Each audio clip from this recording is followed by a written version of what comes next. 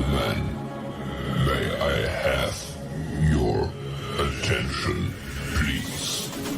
The show starts in 10, 9, 8, 7, 6, 5, 4, 3, 2, 1, go. The following is a world-class Bullshitters exclusive. Submit to the High Council here on World Class Bullshitters. I'm your host, Jeff Hicks, and with me tonight is my co-host, Caffeinated Wolf. What is going on, Jeff? It is great to be back. Missed you guys, missed this show, missed you in the chat. Though I'm sure I'll make you pissed at me at some point throughout the night. Just wait, give it a minute. Wait for it. Hail to the High Council and hail to the chat. I'm already counting down the seconds until you anger somebody. It won't be me, because we tend to agree on most things entertainment-wise, but I'm just hoping it happens. Now, up next, we're joined by one of our favorite guests here on the show. You know him, you love him. Say hello to Script Doctor. Oh, son of a bitch. Yeah, it definitely wasn't you, Matt. Yes. Good evening. So happy to be here with you gentlemen. Yeah, and Mad. Yeah. And finally, Mad.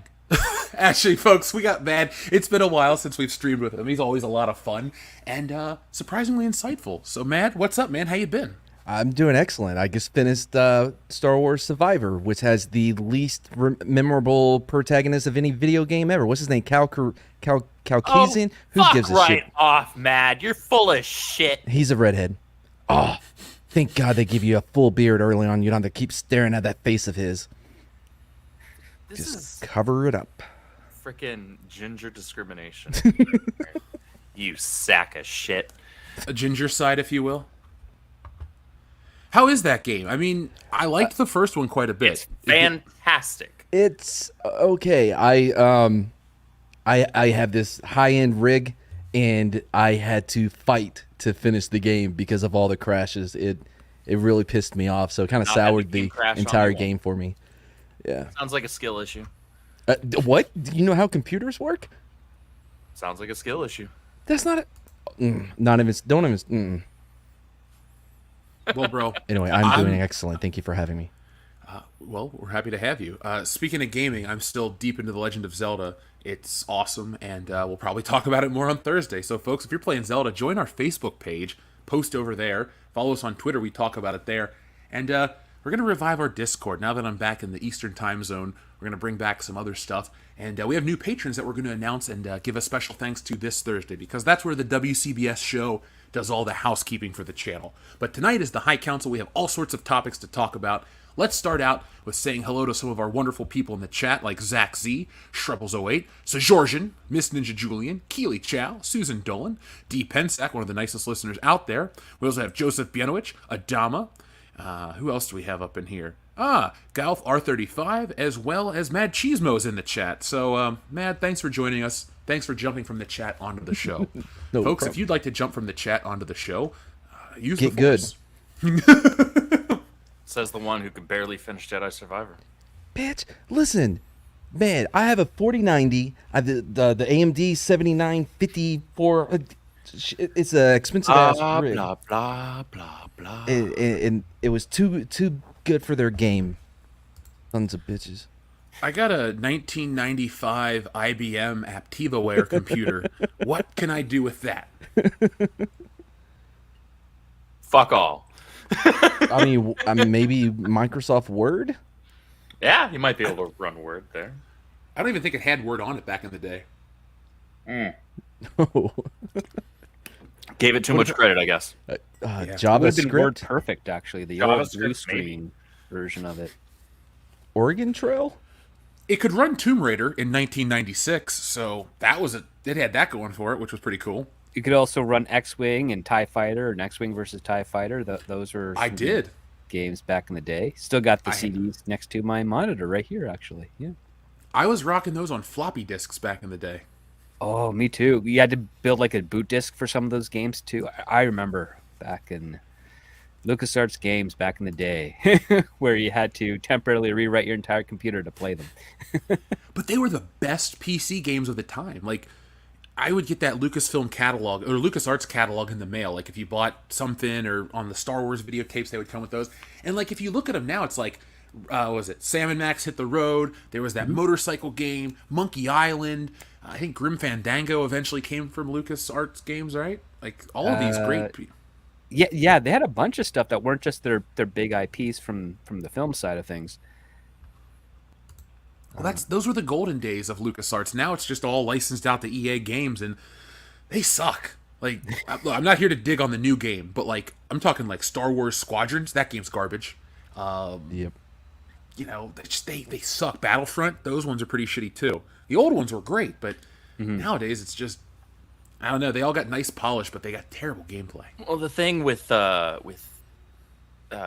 Jedi Fallen Order and Jedi Survivor game is that thankfully EA's fingers were mostly, as well as Lucasfilm's fingers were mostly the fuck away from the project.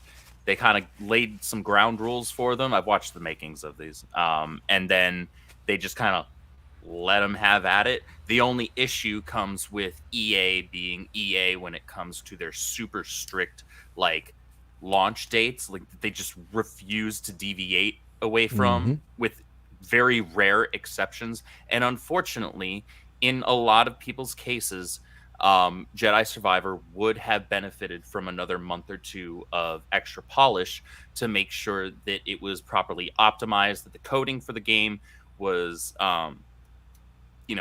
condensed down properly so that, fewer people were having issues. For me, I've had zero issues with it. I've seen only a handful. When I say a handful, I mean literally like 5 times see frames drop, and even then it's barely been noticeable. Otherwise, the game has run smooth as silk on my rig. But unfortunately, it could have used some more polish, but that's an EA thing. And EA is known for putting heavy crunch on their developers that they're working with. Well, I mean, I guess they're better to work for than Ubisoft, right? So it's got that. Well, the game at least ran, yeah. They did right. Yeah. There's a start. Folks, welcome to Nerd Talk about video games here on World Class Bullshitters, apparently. Remember Obi-Wan on the For Xbox? the Xbox? Yeah, Yeah. that was a good game. Now, do you remember the Phantom Menace back on PC? Oh gosh, yeah. I had it on PlayStation. Okay, yeah, some people did play it on PlayStation. Yeah, I think I may have had it on PlayStation as well. Yeah, dude, Obi-Wan on the original Xbox is one of those games that's like legendarily bad, but What? It looked cool back in the day. It was awesome, as far as I remember. Yeah, you might need to take a trip down Look at memory that. lane and remember it. He Is that probably from remembers Obi-Wan? it. His opinion's just horrible. It got a 5.9 out of 10 on IGN. It has a 58% on GameFAQs, and yeah, it's worth $149 used on Amazon. See there? The people know. Well, you can get it for $119 if you want to save $40. So Jedi Academy. That was great. I remember that one. Yeah, I played Okay. all the Jedi games. Oh, back the on Dark original Forces Xbox. series was fantastic. I was a Rogue Squadron guy, but all the old Star Wars games, honestly, up until like maybe like Force Unleashed was good, but then they started to kind of fall off after that in terms of like quality in my eyes. Force Unleashed 2 is meh. I did not like that game. It was a game that didn't need to be made. Well, It yeah, didn't. It was- didn't call for a sequel, but the first one did very well, like critically and on the fan side. And so they're like, hey, let's milk it because why not? That's what we do. Mighty Orbot says Obi-Wan was a great game. See? It's okay to be wrong. Wow. Oh man, it's funny. People are talking about Indiana Jones games in the chat. I actually watched a decent YouTube retrospective on those, and I'm trying to like get myself surrounded by decent Indiana Jones stuff because this new movie just, So just watch the 3 films, then you're good. dude, I got them on every format. Or you could play Lego Indiana Jones. You can do that. I like Yeah. The Emperor's Tomb. That game was good, so I'll stand by that one. At least it was good in 2003. By today's standards, it's passable. I'm curious if this movie is going to have the same effect that the Disney sequel did, where you appreciate the prequel so much more. Do you think this movie... No. is- Two things can be true at once. Both of those movies can be dog shit. Okay, I'm just saying. I mean, juxtaposed to this new Matt, one. continue your question. Yeah, I mean, I'm just thinking like if it's so bad, you go back and you watch Kingdom of the Crystal Skull, you're like, you know what, the fridge didn't bother me as much as I thought it did. I'm gonna say no because I went back. We did a drunk party a couple months back on Indiana Jones and the Kingdom of the Crystal Skull. I hate it as much now as I do back then. That movie pisses me off like extra level. Like, I'm not the guy that thinks The Last Jedi is the worst Star Wars movie. I think The Force Awakens is. I'm not the guy that thinks, some of these movies that people like are. I'm like, I hate Indiana Jones 4. It has no redeeming qualities. The shitty CGI, the crappy action scenes, the terrible humor, the bad acting. I don't even need to dump on Shia LaBeouf because he's not the worst part of that movie. It's like, it's glossy and it's CGI filled and script. You know about tone in a film. They didn't capture like the visual tone of Indiana Jones. It looked like something else, and I just couldn't get into it. And now this new one looks just as foreign to me as the last one. So, if Spielberg and Lucas are the ones that destroyed the franchise, what are James Mangold and Kathleen Kennedy gonna do? Just, I don't know, Put piss more on his dirt on it. ashes? I think Yeah, they're maybe going that. to probably do something that a lot of other filmmakers, at least in the 21st century, when they get a part of an IP, they approach it superficially. I mean, The Force Awakens is a very superficial, ignorant remake of A New Hope because it misses the entire core of what A New Hope was, which is that it's about Luke starting off as a whiny farm boy seeking adventure, gaining that adventure only to realize how terrible the consequences of that life is, and to rise above that to actually understand what the responsibility of that life entails and live with that decision. And he ends up saving the day at the very end.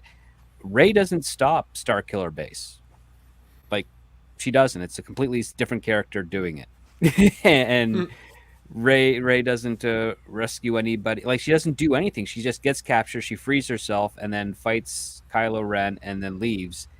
And and she technically kind of wins that fight. But there's not, the rebels win on their own. Like, if Ray is inconsequential in that story, the rebels resistance would have won because everything that they are doing happened exactly the way as it would have if Ray wasn't there. It's like Finn and Han Solo, they get there, they do their thing, they blow up the shield generator, internals, what have you. Ray didn't help them do that. Ray was empty and useless, and that's a disservice to the actor, the concept, and the characters. It's a terrible film, but that's J.J. Abrams. James Mangold, on the other hand, has a better track record, but Yeah. I think he probably. I based on like the rumors and if the leaks are somewhat true, I think he's not capturing what the essence of Indiana Jones was, which was really an archaeologist who believed in history and science and had those beliefs challenged with the supernatural, and how that related to a various form of religion within our history. And that was the biggest mistake of the Crystal Skull, is that it tried to go Sputnik and sci-fi because of its setting of the 50s, instead of honoring what it was about Indiana Jones that made Indiana Jones, which was the fact that they're going after religious artifacts. In Temple of in Raiders, it was a Jewish artifact. In Last Crusade, it was a Christian artifact. In Temple of Doom, it was one of the many Middle Eastern like religions, or at least of sorts. Not so popular, but it still had a very important artifact with regards to that culture. There's nothing. The Dial of Destiny is so vague. It's like, well, what is that part of? And is it going to be a 60s thing, even though technically if the movies are supposed to stay in line with Harrison Ford's age, which means it should be closer to like the late 70s. But he's playing a 10-year younger version of himself now in that movies, and it's all a mess, really. It's all a mess. They should have done this. They should have said it in 1977, where Indiana Jones goes and sees Star Wars in theaters. I mean, who gives a shit about the accuracy of the movies? They're going to do whatever they want to do. But, Script, I like what you said about the whole, they were worried about the whole 1950s aesthetic versus what seems natural for Indiana Jones. These reviews are coming out. It doesn't seem like anything about this upcoming film is, natural for Indiana Jones. I don't need to make a bunch of old man jokes.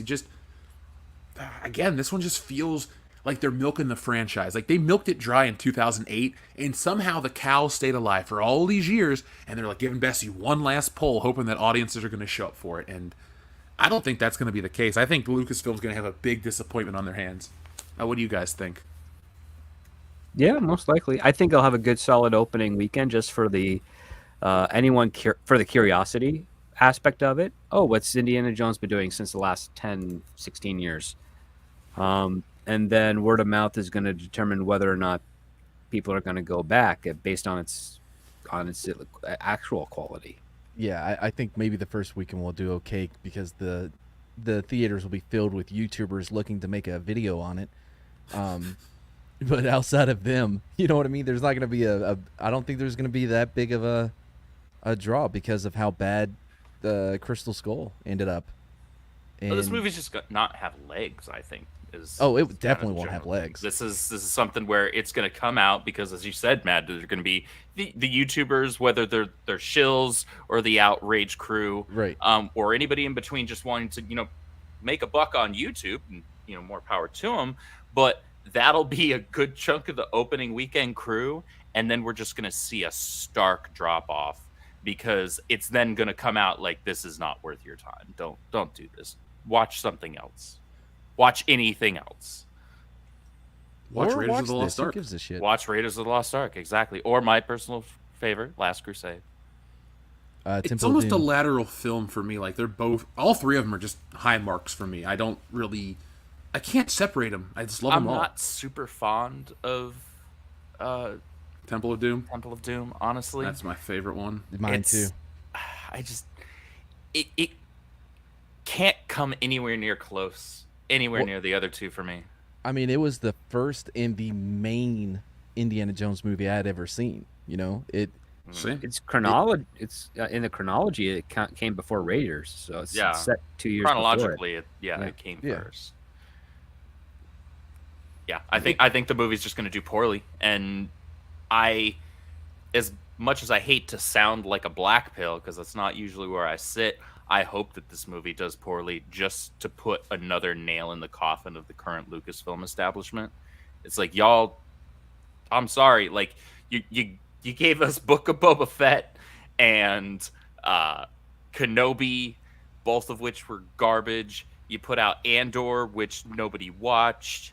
You're pumping out High Republic stuff, which the only thing that's ever been decent and done well with High Republic is its usage in Jedi Survivor, and that's it. You haven't given us anything good. No. So It's an inert franchise. yeah, and Indiana Jones, it's that there was nothing necessary to add on to. This is I can understand doing sequels to Star Wars. There's precedent for that. Indiana Jones, leave it alone. That's not necessary. There are 3 films, and leave it at that. Well, the intention, at least when Harrison Ford was kind of signed on after Raiders did so well, was to do a total of 5. And if you take a look at some of the original DVD spines, they usually say Volume 1 of 5 on some of them. Before, I think they did a recall on that because it ended up spoiling a couple of in the work processes of Indiana Jones in the late 90s that never took off. And then they finally got one way too late with Crystal Skull. And the only reason Harrison Ford has been staying in shape is because he wanted to play Indy as many times as he could. That was it. That was one of the things that people were kind of like weird about, especially in the early aughts, when so many actors that start out with him are kind of showing their age, getting a little heavy around the waist, and people are asking Harrison Ford is like, "Hey, how do you stay in shape?" He's like, "My desire to play Indiana Jones again keeps me in shape," and that's what he does. Mark Hamill doesn't look like he did in freaking Return of the Jedi. Time was not as kind to him too. No. I tell you who looks even better, Tom Cruise, and all praise to Xenu apparently, because that dude looks amazing. Now, Put me on the E-meter. I was going to ask you guys, would you sell your soul to that religion to look as young as he does in his, what, is he in his 60s? Yeah, he's like 87 years old or some shit. I don't know. I would not. However, I will continue to go see his movies, and I am so hyped for Mission Impossible. I Yeah, don't I'm much have more to. I excited for still that. look like I'm in my 20s. So, That could be a good or a bad thing. I have a friend that if he shaves his beard off, he looks like he's 12, but he's also Yeah. bald, so it's kind of a weird thing. no, I I'm, still I'm in, look like I'm like about my, I have 20, white in 21 my. if I go clean shaven. When I grow my beard, I have white, and I get closer to my age. But when it's the summer and it's too hot to have a beard, and I shave it off, I look really young. In fact, it's a little disturbing at times because at a quick glance, if you see me next to my girlfriend, it's like, oh look, she's got a really young sugar daddy with him, and it's like I'm 4 years older than my girlfriend. I mean, look, I'm sure when you're a lot older, you'll go, I'm glad I can pass for younger, because I won't get mistaken for... I mean, look, it's not like you're getting carded for alcohol, is it? I don't if I am not clean shaven. If I'm clean shaven, I get carded. Yeah, every once in a while. I mean, especially in the United States. Whenever I was in California, if I had a very clean, freshly shaved face, I looked like I was 18. At least that was prior to the pandemic. I don't know now. I would assume so, to a degree. I haven't changed too much. I just hope I look halfway as decent as Harrison Ford at 80. Should I want to live to be 80, so that'd be nice. But, like, hopefully we can all age gracefully like that. But I've never heard him say that he wanted to stay in shape just to play Indiana Jones again. It makes me like him a little more because he seems human. He's always so, like, bitter about his other roles or, whatever. It's like, at least you show that you like something. I saw a clip of him being Doesn't he interviewed. hate He's Han like, Solo? He does. I don't know why. Hates.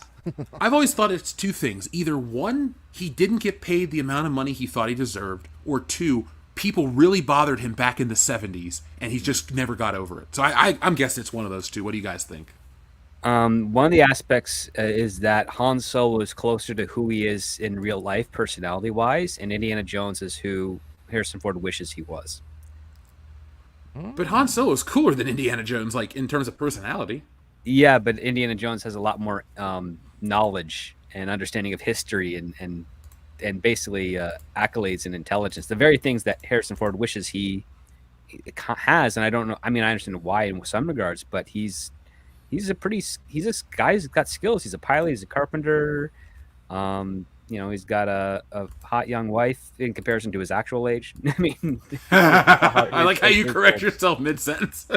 well, I mean, I knew I was going that way because there is a several years, decades age gap.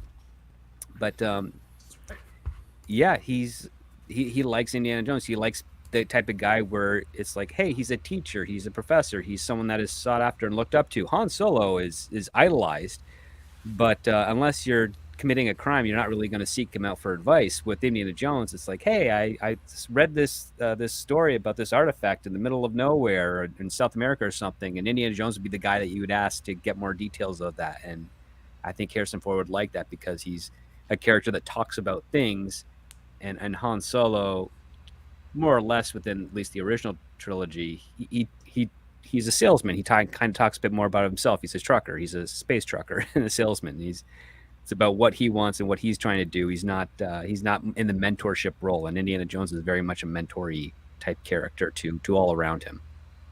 So what do you guys think about this? This has always been my take, that Han Solo is cool, but Indiana Jones is tougher, to the point where Han Solo kind of... Han Solo's not a bitch. I won't say something as extreme like that, but he screams and whines when he gets beat up. Indiana Jones is like, leave him alone, you bastard. He's a much tougher character. I think he's over it. I think Indy's just over the whole thing. You know what I mean? He's too cool for even his own movie. And I think that's how Harrison Ford kind of sees himself, as being above it all. Does that make sense? It does. Yeah. Whereas Han Solo is in the movie. He's having these things happen. Does that make sense? You know what I mean? Because with Indy's just, he never seems to be affected by anything that's happening. Well, actually, he personally doesn't take concern with it. He's affected Right. in the sense that everybody else around him that he cares about is going to be suffering from it. Like Right. the brilliant look that you get on Indiana Jones that you never get on Han Solo is when Indiana Jones gets punched in the face and he has that reaction like, what the heck? What happened? and he has to like readjust himself and jump back in. you never get a moment like that with Han Solo. I just always think of him crying when they're starting to torture him on Cloud City, and I shouldn't laugh, but I kind of chuckle every time that happens to him. So yeah, the critics are giving it shitty reviews. A lot of these Disney movies are getting pretty crappy reviews, like The Little Mermaid's just getting ho-hum reviews. Is it going to affect these things? Do you think Disney's going to change course, or are we just going to have to buckle in for 5 more years of just pointless, really stupid sequels to movies we don't want? We're still a long ways off from that. A long ways off. Now, the coffers are only so deep.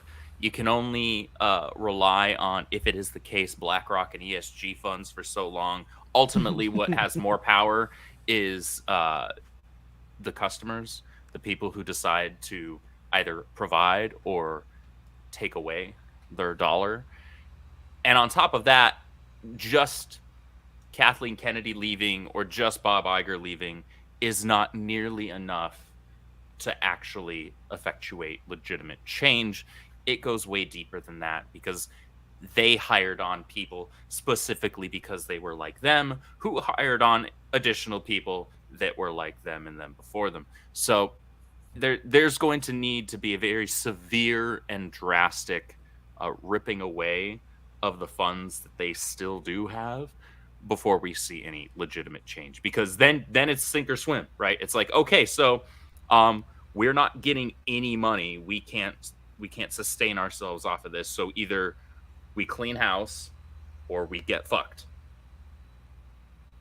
Well, Indiana Jones once got fucked like that by George Lucas and Steven Spielberg, but we don't have a button for that episode of South Park yet. But no, Andrew, dude, you make a valid point. One of these things that are happening isn't going to change much, but you know the celebration's going to be insane once Kathleen Kennedy eventually steps down. I mean, we've been hearing she's been fired for the last 5 years. Man, she's just a slow person to want to leave her fucking office, so It's a big I can't office. wait. Yeah, it's a big office. Takes a long time to pack up everything. Right Or now, like, tchotchkes. yeah, right. Like, she's got all the practical sets of the Death Star in her office. She has to take those down. Well, right now, like, Disney's stock has been downgraded twice. I think it's resting at around like $86 per share. But it might be a bit higher or a bit lower. But I mean, it's dropped significantly. They're doing a bunch of write-offs and removing of content from their streaming service prior to September in order to offset some other expenses before the end of this fiscal year, because they aren't doing too well with their customer base, especially on their property side of things. If you wanted to jump to the Galactic Star Cruiser. Oh no, what happened? Well, man, I have some Hold on, bad news. Your hold on. dream vacation isn't happening. It got Oh, holdoed. no. Oh man, they got holdoed. It got holdoed. Yeah, a $500 million investment is now might risk some serious injury to Disney overall. Wait, did you say $500 million? $500 million. Because according to Google, it's a $2 billion investment. That's well, that's probably with taxes. That's I even don't know. worse.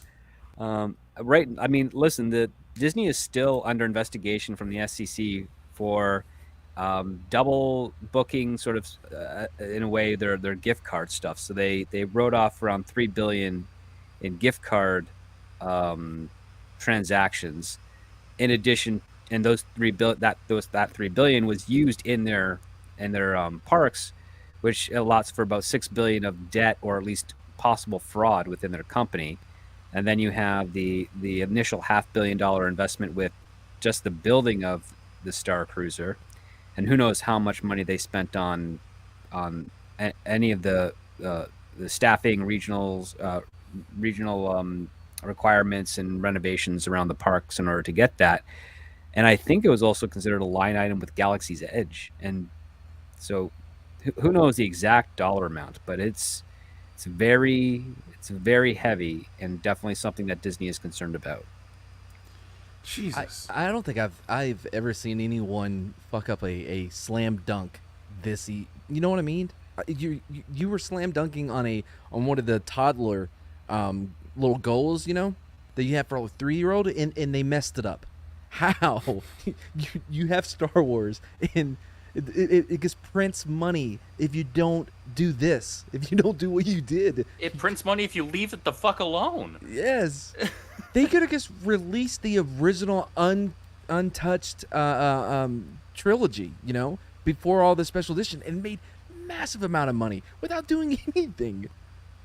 Doing less require than almost nothing. no work whatsoever. Well, the products would have sold well, but Disney would only get a certain percentage of that. The rest would True. still go to George Lucas, because the whole the deal itself is that George Lucas retains a significant. He gets stock options, which allows his sale to Disney to always change in how much money he's actually made out of it, because the higher the Disney stock goes from the time of its sale is how much extra more Disney technically paid for it.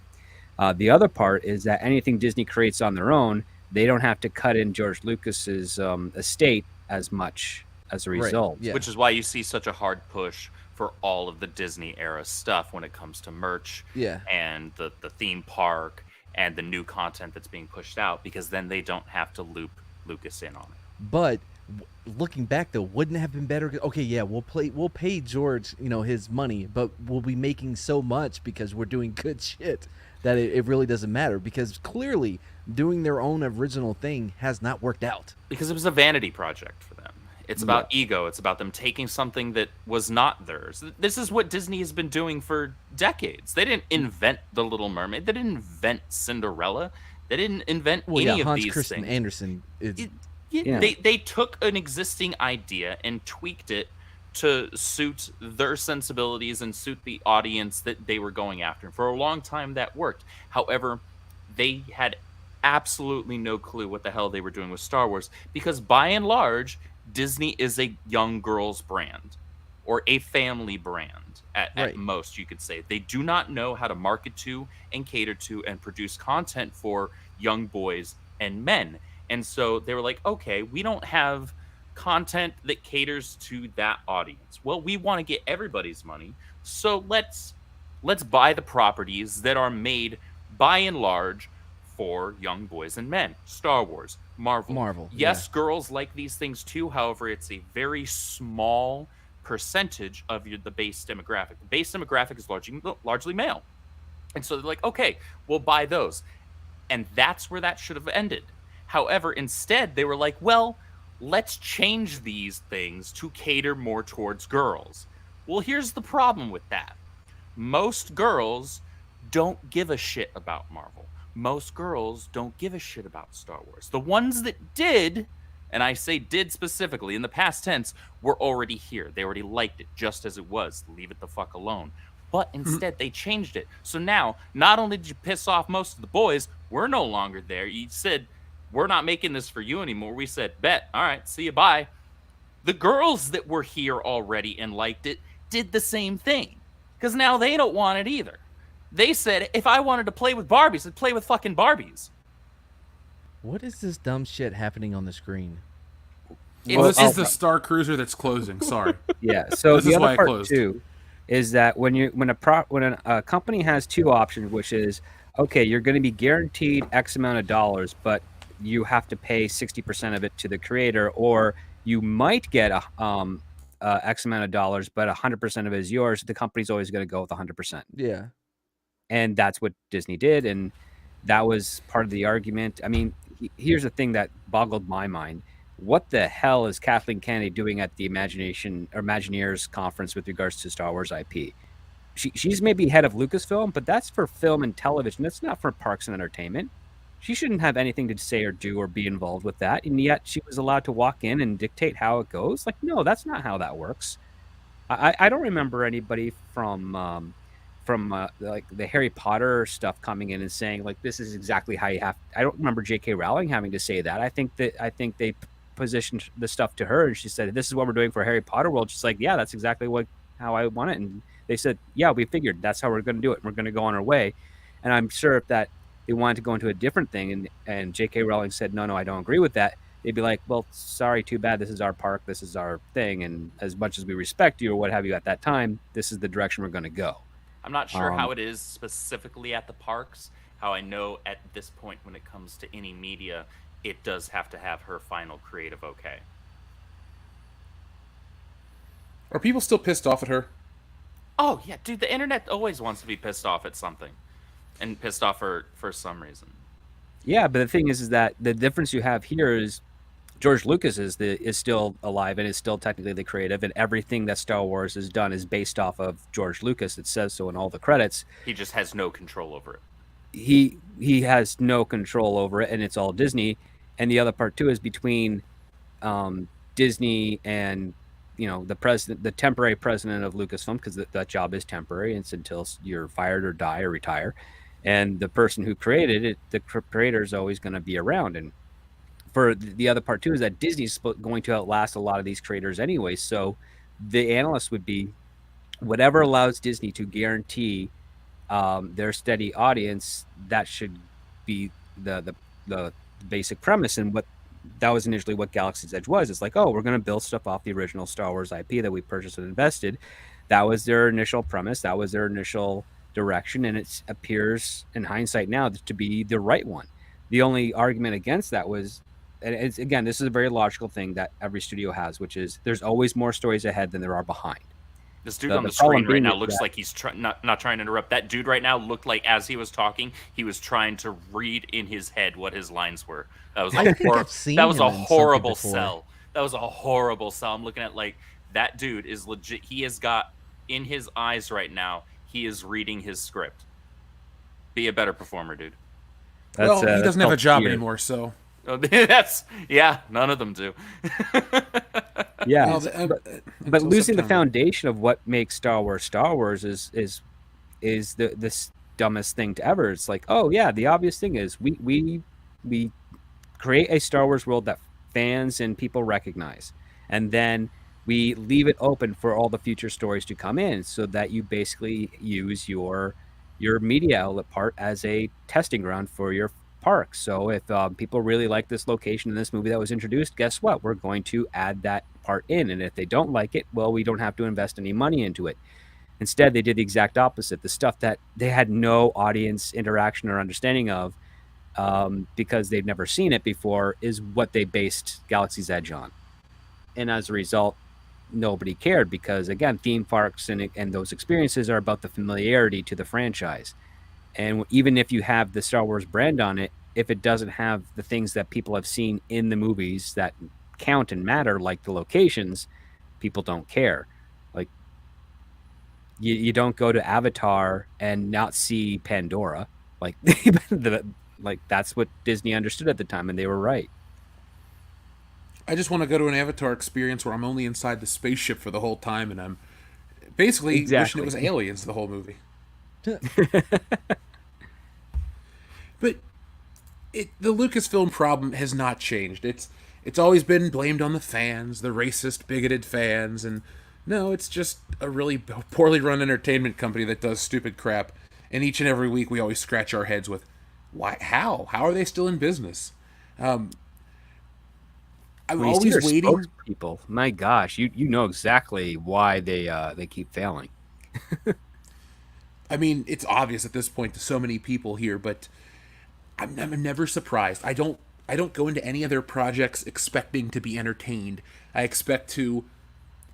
It's kind of like you're always being sold something. You know how like there's an insurance salesman that's like, oh, let me get you some term life insurance, and you're always like, I'll sit through your presentation, but I don't really want to buy. That's how I feel about when I watch these Lucasfilms. It's like, I'll sit through your movie, but I don't really buy in fully.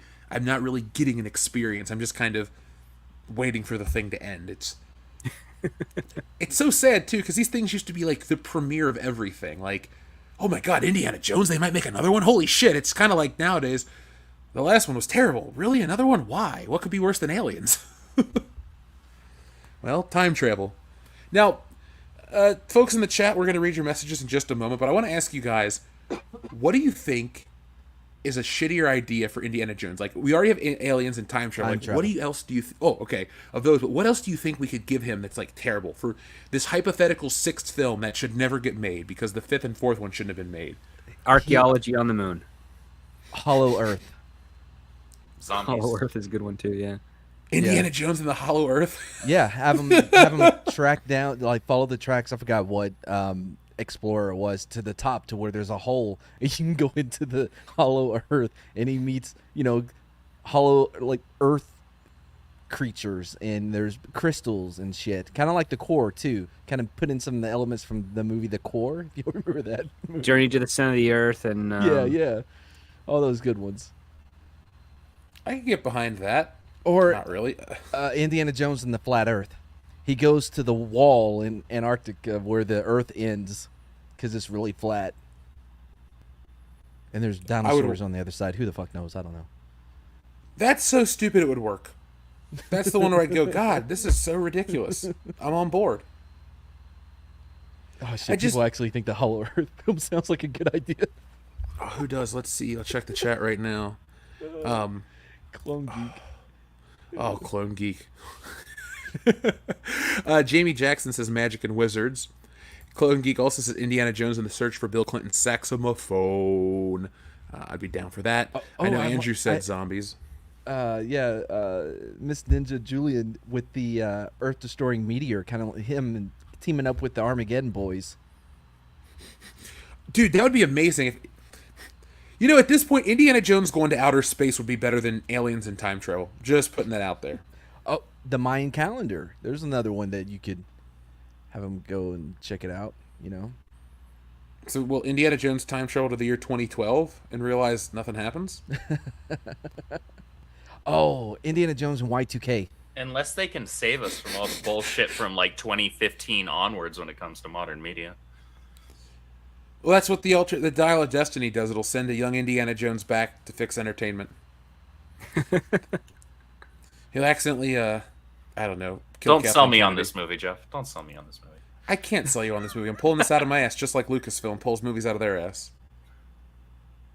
I don't really have anything else to say about Indiana Jones, honestly. It's not doing well with the critics. I'm sure you're going to get the shill people that are out there to defend it, but I don't know if this movie's going to get the same kind of defense that other movies do from Lucasfilm and Disney because it doesn't have a female lead. And I know that sounds crazy to say, but a lot of the shilling is very political, and Harrison Ford doesn't fit into that. Do you think they're going to shill hard for Phoebe Waller-Bridge, and that's going to be the whole reason why they're like, you got to see this movie for her, or you think it's just going to not...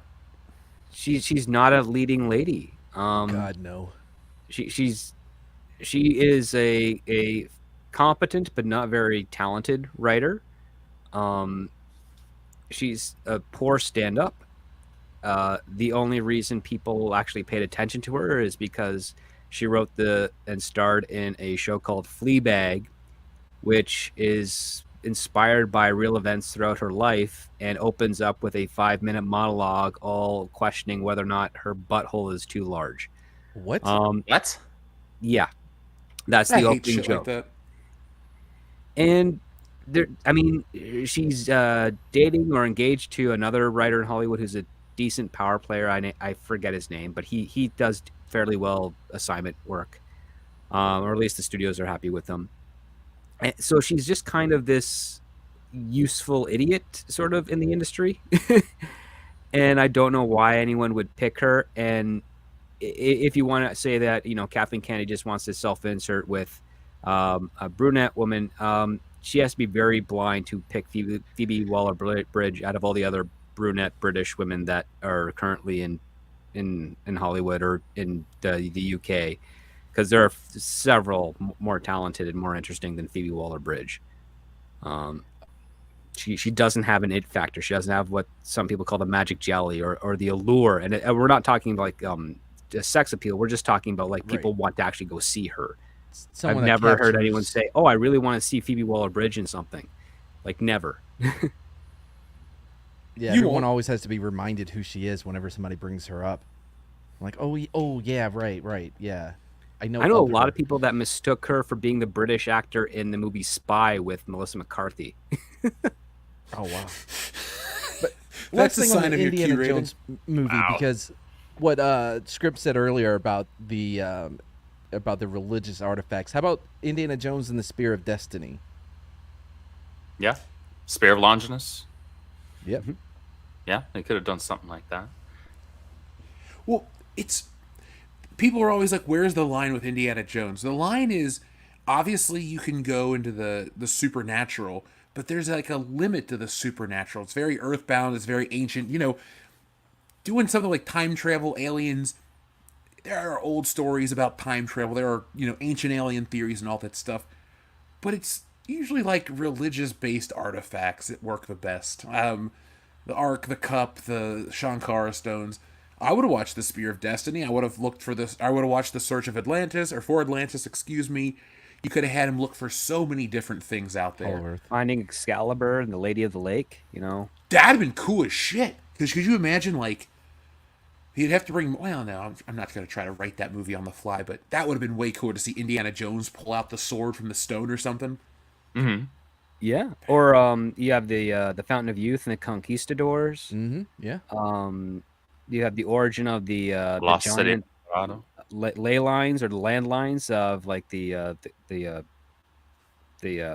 graffiti of the gods, so to speak, where you have those only from space or from high above can you see those images that are painted and carved into the ground, Just like the new Zelda. They're in not Inca. I forgot where they're at. But yeah, I know what you're talking about. That would have been cool. Even Bigfoot. Even if we got an Indiana Jones looks for Bigfoot, No? Still better than aliens. I mean, I guess I would take it over aliens. That's the best they'll give you. Indiana Jones and the Chupacabra? A chupacabra. That'd have been cool. I mean, the crystal skull concept was fine, except that they made it aliens. Like the idea is that it's supposed to be a fraud, Right. because you can't carve or shape or sand a crystal into a skull. But there's always something fun you could do in that, where you take the idea that yes, it is a fraud, but it's a clue to lead to something greater. Like if they said the Kingdom of the Crystal Skull and end up leading to the Library of Alexandria, Ooh, that would have been awesome. that would have been cool.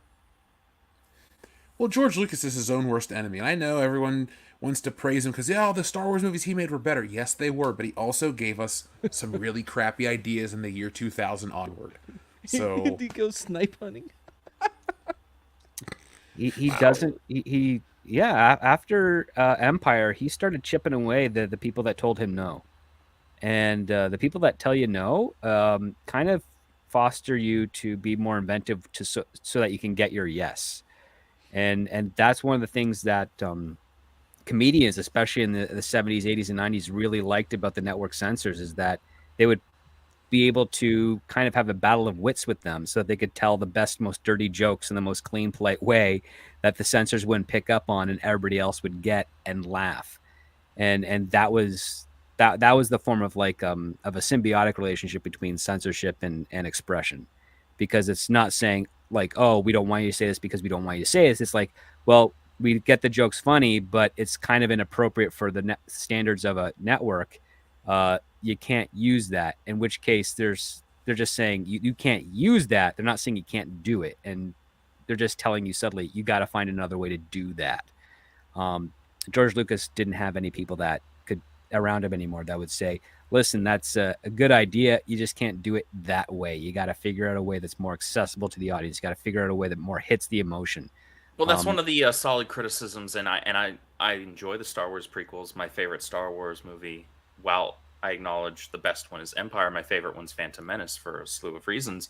But one of the biggest issues with the prequels is that he didn't have anybody saying, no, George, your dialogue sucks. We need somebody to rewrite that. Let's pass that through a few more eyeballs, please. Because there's just so many moments that should have hit really powerfully, emotionally, that just didn't, especially as an adult. You look at it and you're like, wow, why did nobody tell George, no, this is bad? That You and were right, George Master, Lucas the does not negotiations attract were children.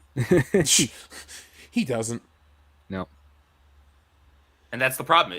When it becomes about ego to where you're not willing to be criticized, or you're not willing to, at the very least, be constructively criticized and have somebody say, I think the idea here is good. I think there's probably a better way to do it.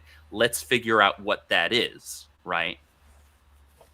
That's how you perfect your product. That's how you temper your product into its final perfect form, or as close to that as you could possibly achieve. And in order to do that, you need people to tell you no in those situations. You need people like in the writing community, you need a good editor that can tell you, hey, this dialogue feels a little flat. Let's fix this. Or this seems a little disjointed. Let's fix this. And same thing in the art community. I'm the creative manager for the Rippaverse, and so there are certain things when it comes to our promotional graphics and videos and things like that, where I'll love like 90% of a piece because we have fantastically talented artists on our team, whether it's video or just illustrations. But I will say this part right here could be tweaked a little bit better, or this seems a little off from how we usually present the character, etc. Things like that are what, one, present a better product in the end, and two, keep you honest.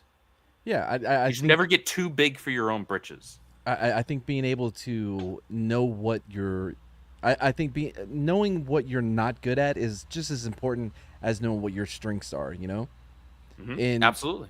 yeah, and if you get all that praise on everything you do, pretty soon you can be like, you know what? Maybe I don't have any faults.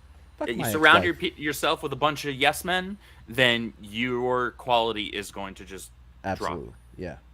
Because you're going to be under the now misguided impression that it will be continually reinforced by everyone around you, by design, by your own damn choice. It's just going to be reinforced. You can do no wrong. Your shit don't stink. And actually, you're stinking up the whole damn place. Ooh, well said. Shower. Wash your ass.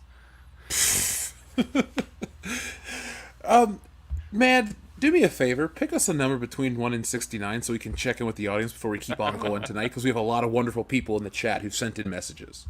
All right, let's go with 11 for Micah Parsons, the Defensive Player of the Year, coming up this year. This is his year, baby. Rondo.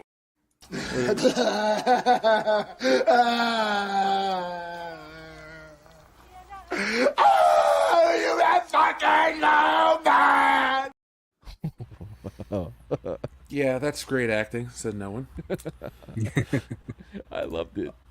Oh, there's another one later. I had to discontinue one of the Nicolas Cage buttons already because we got a copy strike, and last week's episode was banned in every country, including America. So, Wow. thumbs up, YouTube. Oh, I get that too, man. Panic at the Disco gets me banned in Russia every time. Panic at the Disco will get you banned here on this channel if you bring them up again. No, it's a running bit that we have about it there being a Panic at the Disco, and then it would make sense in context. But anyway, I actually want Had to hear to the been joke there. later. Yeah. Troubles Wait says the word of the day is dongle. A little dongle. Debbie does dongle. Dylan Mulvaney dongle. Star Wars raise new dongle. Gold dongle. And you only dongle twice. Well, the Fast and the Dongle, or no, the Dongle and the Furious. That's the title I'll come up with. Honey, I Shrunk the Dongle. ooh, never too young to dongle. To live in Dongle in L.A. Yeah. By the way, have you ever seen Never Too Young to Die? With Gene Simmons as the bad guy. It's the American James I know Bond. that one. What's his name? Stamos is the hero. It's so good. Stamos is a hero. Oh, it's He so is. good. Uncle Jesse's the real hero of that show. The Never-Ending Dongle. Damn. Yeah. Popular with the ladies that way. Yeah, there you go. Black Dongle. Get you. Oh, oh. Ironic that you would follow it up with that now, wouldn't you? Oh, it's like Black Dahlia, just Dongle. Yeah. Who's going to die in this one? Well, I won't tell. That'll spoil the surprise. So, folks, keep on sending your dongles because Troubles08 has the Dongle Brothers, Ace Ventura, Dongle Detective, and a fistful of dongle. All right. Also, he said, I'll take a She-Hulk Predator and a Joe Rogan Slapnuts, please. Sure, no problem. We get to talk about, or at least highlight, your wonderful show She-Hulk that no one watches from Disney. But, yeah, well, let's look at her, though.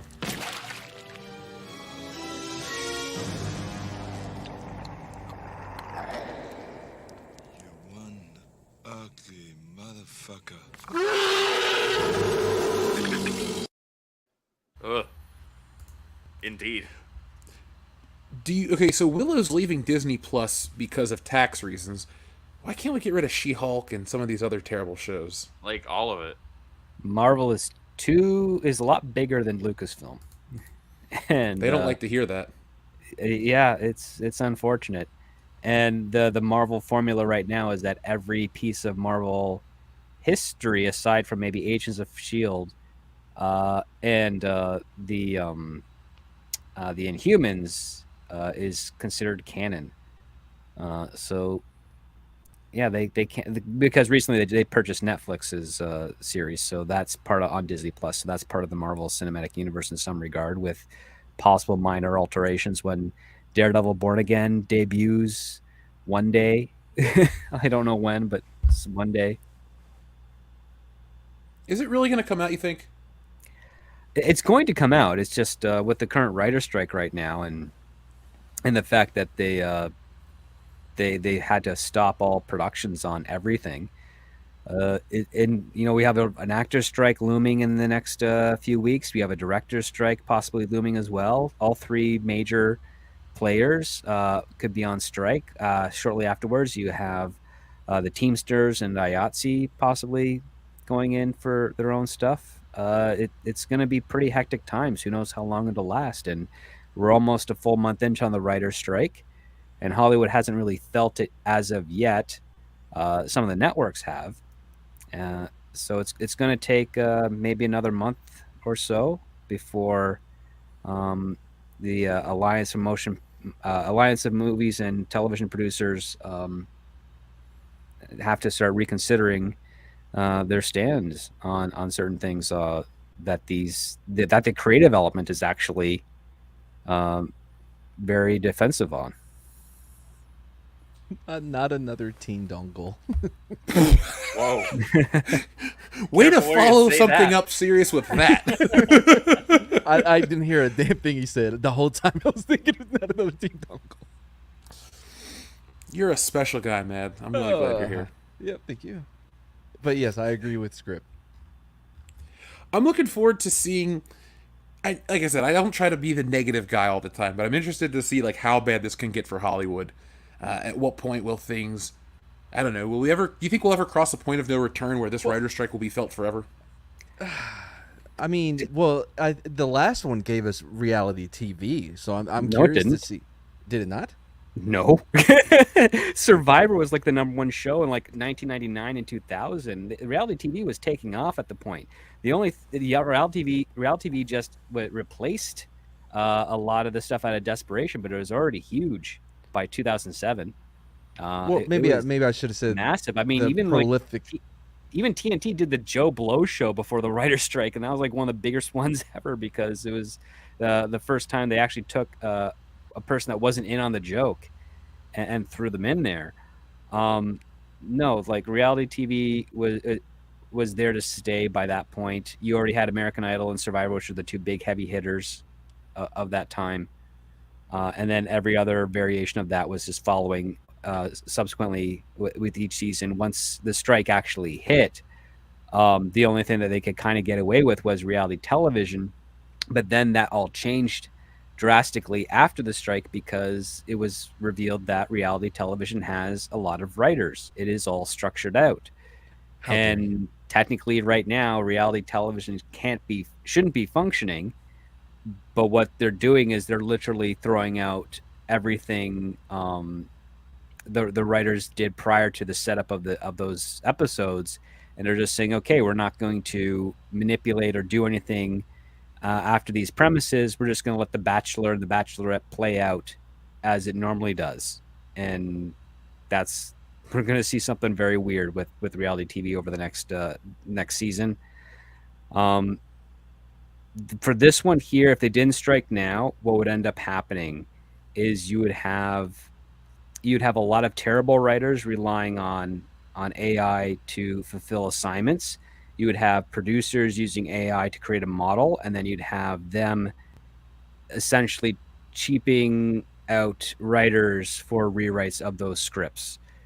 And if you think it's bad now, wait till you have a computer that has no sense or concept of actual emotion trying to write your stories. Are you trying to tell me that Flavor of Love was scripted? Yeah, as horrible as that may seem, yes. I don't believe it. Him in New York, they were really in love. Is that who he ended up with? I can't remember. Bro, he was in love with Bridget Nielsen. Strange Love was a better show than Flavor of Love. Don't even get me started. Yeah. Oh, what about Rock of Love? I used to watch that with Dion's wife in college. All the fucking time. We would have like morning beers and watch that show. Oh man, yeah. Oh, dude, Damn. you remember Real World versus Road Rules Challenge? CJ from Boston trying to fight everybody. Oh yeah, MTV never- in the real world, that was heavily scripted. It was What? basically like, how can we manipulate these people to do what we need them to do? And so, like, at first the audition process, especially even with like Jersey Shore and all that stuff, the auditioning process or the scouting process is like, we need to find the people that will generate the most conflict with each other and then throw them into a room. That's what they did. That's what Big Brother was. That's what it is. That's the base premise of it. I know a lot of people that they started creating scripts in pro wrestling, hated that, and then decided to go to network and do reality TV. And then on top of that, many of them have been trying to cross over from reality TV to properly scripted television. And there's such a stigma around it that there's producers who are like in their 50s who are part of hit reality TV shows that can't get a miniseries produced because they have of the reality TV background. You know, to take it backwards, it's sad that a lot of the people that write pro wrestling are coming in from reality TV as well. And it's kind of, look, I get pro wrestling's pro wrestling, but man, they're trying to make it more like reality TV, and it's worse than it's ever been. So it's That's hard rough. to watch. That's rough. Man, they once but had Patrice O'Neal used to write for them. Yeah, rest in peace. That dude was fucking hilarious. He's one of the greatest. One of the greatest, period. Definitely the most underrated comedian, I think. His shit, yeah, he was genius. He was, man. He always made me laugh. So, Adam Walford, what is up? He says, I didn't like playing Jedi Survivor. Just wish I was playing Force Unleashed 3. If it was made, Redhead isn't Star Killer. Where's my limp cutting? Well, there was limb cutting. It just didn't stand out very much. It would happen, but by the time you realize Survivor that, has limb cutting. yeah, by the time it actually cuts off, they're already kind of gone. You know what I mean? There's not just stacks of stormtrooper arms, which would have been I want cool. stacks of Stormtrooper feet.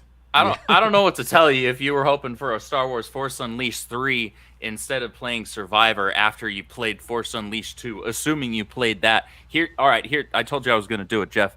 Cal Kestis is a far better written character than Star Killer. Dude, Is that the you're just gonna redhead look you're looking for a fight, Mad. What? I said it. Nah, I don't take anything the Matt says seriously. You should. Fair 'cause enough. I'm correct. He is a redhead. There was this game on Xbox I played. Excuse me. It was it's fairly new. It's like a Soviet-inspired game, but the characters are fully dismemberable. I know that's not the word, but like there's these dead bodies, and you could just like chop them up into like 8 or 9 pieces. It's hilarious. I'm not like a weird macabre type of guy where I'm into that, but I'm like, why can't they make a lightsaber do that in a game? Because I don't want it to be 1-to-1 realistic and boring. But it's always lame when I play a game and a lightsaber hits something more than once. It's like, nah, man, this is the most powerful weapon in the universe. One hit and they're dead. Maybe don't give me a lightsaber. Make me I'll play as Han Solo or something else. I mean, seeing Obi-Wan hit that dude like it was a baseball bat in his series was just one of those moments like, oh, okay, they don't even care anymore. That series, Oh, that was so bad. it was the So craziest thing I've seen. So Georgian says, so Jeff has the CED version of Raiders of the Lost Ark amongst various media formats of Indiana Jones like Beverly Hills Cop. So Georgian, I should have that one because I for sure got Betamax, Laserdisc, VHS, DVD, Blu-ray, 4K, both releases of 4K. I embarrassingly have most releases of Indiana Jones on DVD as well, like the box set, the single releases, that 4-pack. Like, I didn't even open the other ones I just said because I really like Indiana Jones, but I don't know. I like to collect vintage formats. I picked up an original 1985 release of Beverly Hills Cop this weekend on VHS, Georgian, so that was cool. I gotta say though, coming back from California post-pandemic, everything in Cincinnati has like doubled or tripled in price. So it's like, you go to the store, it's like, oh yeah, VHSs used to be a quarter at half-price books. Now they're $4. And I mean, $4 is not a lot of money by any stretch, but when you're used to paying a quarter, and now they want that much, I'm like, God damn. It's a bit Yeah. of a leap up, yeah. So do you have the box set of the Young Indiana Jones Chronicles? Oh no, I don't like that show at all. I only do the original. At this point, I only do the trilogy because when they re-released the movies on 4K in the steelbooks with the poster art, I didn't buy Kingdom of the Crystal Skull. If I didn't have to buy Never it, heard I of never it. would. Yeah. I've never once watched it on 4K or Blu-ray. I have the discs; they came in the 4-pack, but I don't touch them whatsoever. I don't say it to like sound cool or like edgy on the internet. I just legitimately don't like that movie, and I never have, and it's not enjoyable. People that are like, "Oh man, you're just a hater." I paid to see that shit 15 years ago, and I didn't like it then. What am I supposed to do? Act like everything's great? No, that's Right. it's disingenuous. That'd be like me saying everything I watch is terrible. Fuck no. I mean, just because I can't find positives in the Star Wars sequel trilogy doesn't mean I can't find positives in a lot of other movies. So And you know what? I want to actually really quickly before we get back to the chat, I want to piggyback off of what you just mentioned there. Kingdom of the Crystal Skull is a great example of what I have talked about on this show a number of times, and that's that media can be bad just by way of it being bad. Just because the writing was horrible, it was a half-baked idea. It doesn't have to be something that's about some woke shit in it. That more often than not certainly makes something bad, but things have been crap media before, and they've been crap media when produced by the original creators. Who made Jeff? Answer the question for me. Who made Kingdom of the Crystal Skull? Steven Spielberg, George Lucas, David Koepp, Kathleen Kennedy, and Frank Marshall. Kathleen Kennedy. There it is. Oh yeah, so that's the only reason why that movie was dog shit. Sure. I mean, I always blame the woman, of But course. see my point? See my point? Don't put people on such a pedestal that they can do no wrong when it comes to creative spaces. They can put out absolute garbage, which is exactly what Kingdom of the Crystal Skull was. And it really had nothing to do with woke crap. It was just a bad movie. It was not written well. The characters weren't fleshed out.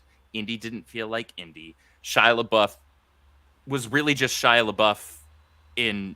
Like, he could have just come off of an episode of Even Stevens. There would have been no difference. How dare you? What, did you like that Except show? the episode of Even Stevens would probably have been more entertaining than that movie. Did you ever Probably. see what was it, Disturbia? Was that Disturbia? his- Yeah, That was the a decent remake film. of It was an Rear okay Rear Window? thriller. Yeah, Yeah. it wasn't bad. I It was an actually okay thought it was thriller. fun. It wasn't anything amazing, but I watched it and I was like, okay, that wasn't a complete waste of my time. That was fine. If you're gonna do a remake of an old movie, don't call it the same thing and do a shot-for-shot remake yeah. like they did with Psycho. Like, if you have to do it, go the Disturbia route. Oh, It I was saw different. Vince Vaughn. Oh God, dude, I like Vince Vaughn as an actor quite a bit, Too. but my God, did he stink up the room as Norman Bates? Holy shit! Like, who thought that was a good idea? Oh, that was done deliberately to never remake any Hitchcock films ever again because the studio Wait, wanted that. And wait, the seriously? director's like, "Oh, if you want this, I'm going to show you how this is such a bad idea and burn your money down." And it's one of the rare cases where someone intended to make a bad movie, but in the sense of like saying, "I'm not going to make it bad deliberately. I'm just going to show you that when you try to translate and update this and colorize something that was pure back in the day, it's never going to hold up." And that ended up being true. Like everybody knew it, just the people at the time that wanted that movie didn't. And so the director got the team he needed to sort of highlight this is how it's done. It was also the other argument, which is that the best remakes are when you remake a terrible movie and the remake is good. It's where There's you nothing to find all lose the- and everything to gain. yeah. You say, oh, yeah, that's a really good concept and idea. What the hell were they doing with that? Oh, they were not. The idea was bigger than the britches of the people behind it. Well, maybe I've got a better interpretation of how to execute that idea. I can remake it, make a great one. John Carpenter did that with the Thing from Another World with John Carpenter's The Thing. Technically, Alien is a remake of It, The Thing from Outer Space, and a couple of other aspects. They hold up and they work and they're they're fantastic films that we still revere today. The Thing is one of my favorite horror movies of all time. It's incredible. Yes, and their pseudo prequel sequel was terrible because they should have kept it. They should have kept it as the Norwegians, and it should have been all in Norwegian with subtitles. And they should have kept the practical effects, because I heard that they filmed it with practical, but then they CGI'd Replaced it. over it. Yeah. Yep. Yeah, I remember sadly seeing that movie in theaters all those years ago, and then seeing the clips on YouTube and going, what a fucking mistake. Yeah. Like, the Rob Bottin special effects in The Thing are, I mean, how many creature effects can you name that are better than that movie? Honestly, 42 years later, or 41 years, it hasn't been topped. Like, Yeah. there's a thing to be said about people always going for practical effects. Why don't they do more practical effects? Because you can't light something in a computer as well as you can light it in real life. That's just the fact of the matter. And when something's really there, you can tell. Humans know. Actors react better. I don't care if you get the best actors on the planet. Like Robert Downey Jr. I guarantee you he'd be more convincing in certain scenes if he was reacting to a person instead of a green screen. But, that's just how I feel about that shit. Mm-hmm. It's true. It's a symbiotic process, and the other part too is like even if they're saying, "Oh, this is here's a tennis ball you're looking at." One of the things I remember in the earlier days on sets is that if they had the tennis ball, they would have about 10 or 15 feet off frame a projection of the concept of what it was that was going to be there, so the actors had something to work on, and it always worked out way better when they did that than when they didn't.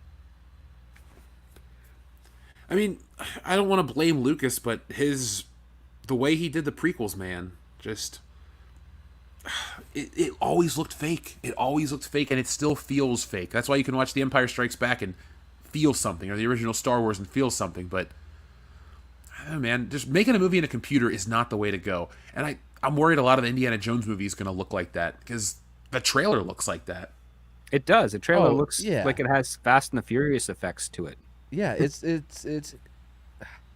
Well, it looks too Indy clean. riding a fake horse behind a green screen. Well, Jeff, you mentioned earlier this idea of maintaining the visual tone and the visual soul of a property, of a franchise, and even as far back as Crystal Skull, like it didn't look like, never mind the whole aliens bit, it didn't look like Indiana Jones. Indiana Jones always had this very grainy, very gritty feel to it, and that's just been completely absent. Oh, dude, you're right. I mean, you're supposed to be able to see the dust on the screen, or the lens and this and that, like you're down in the dirt with Indy. Now they shoot everything from a wider angle. Oh, we'll just put in the dust later, and you can tell it. That's the number one problem with all of these movies. Like, if they were to bring Back to the Future, heaven forbid, it would look off. Oh, it's coming. Not in the Bob's lifetime. We're safe, as long as they're safe. Yep. So, but like, Ghostbusters kind of got the look right with Afterlife. I'm not going to say that's a 1-to-1, but that's the closest one I can think of off the top of my head. I would Yeah, I mean, Afterlife is really just another film in the Ghostbusters franchise, but not necessarily a Ghostbusters film. Like, that's how I see it. Ghostbusters Afterlife, I think it had the heart, it had the soul, it had the feel as though it belonged as part of the franchise, but it's hard to say that visually it was like right there. I think I know where you were coming from, Jeff, but its setting was just so far afield, right? In the other movies, it was in the city, and this took place out in the middle of buttfuck Egypt. So, Yeah, it's like Ghostbuster adjacent. But what was there that mattered, I think, was that it maintained the heart and feel of it. Like, I actually believed these characters for the most part. I was invested. And I was interested in what was actually going to happen. I wasn't in love with the film at the end, but after I finished it, I was like, all right, you know what? That wasn't bad. I was okay with that. That was okay. I don't want this to sound mean, but that wolf kid from Stranger Things, he's so hard to look at for a whole movie. Oh, my God. In his awkward stage? Oh, boy. He's he's not getting cuter with age. I'll tell you that.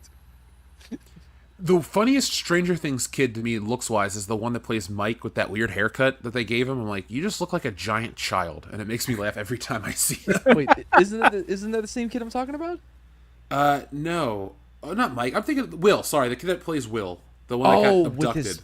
With his dickhead haircut. Literally, a dickhead haircut. People need to stop allowing that haircut onto their kids. Like, that's got to be child abuse of some form or fashion. Wow, I mean, I don't think they do it anymore. Have you been to Target lately? No.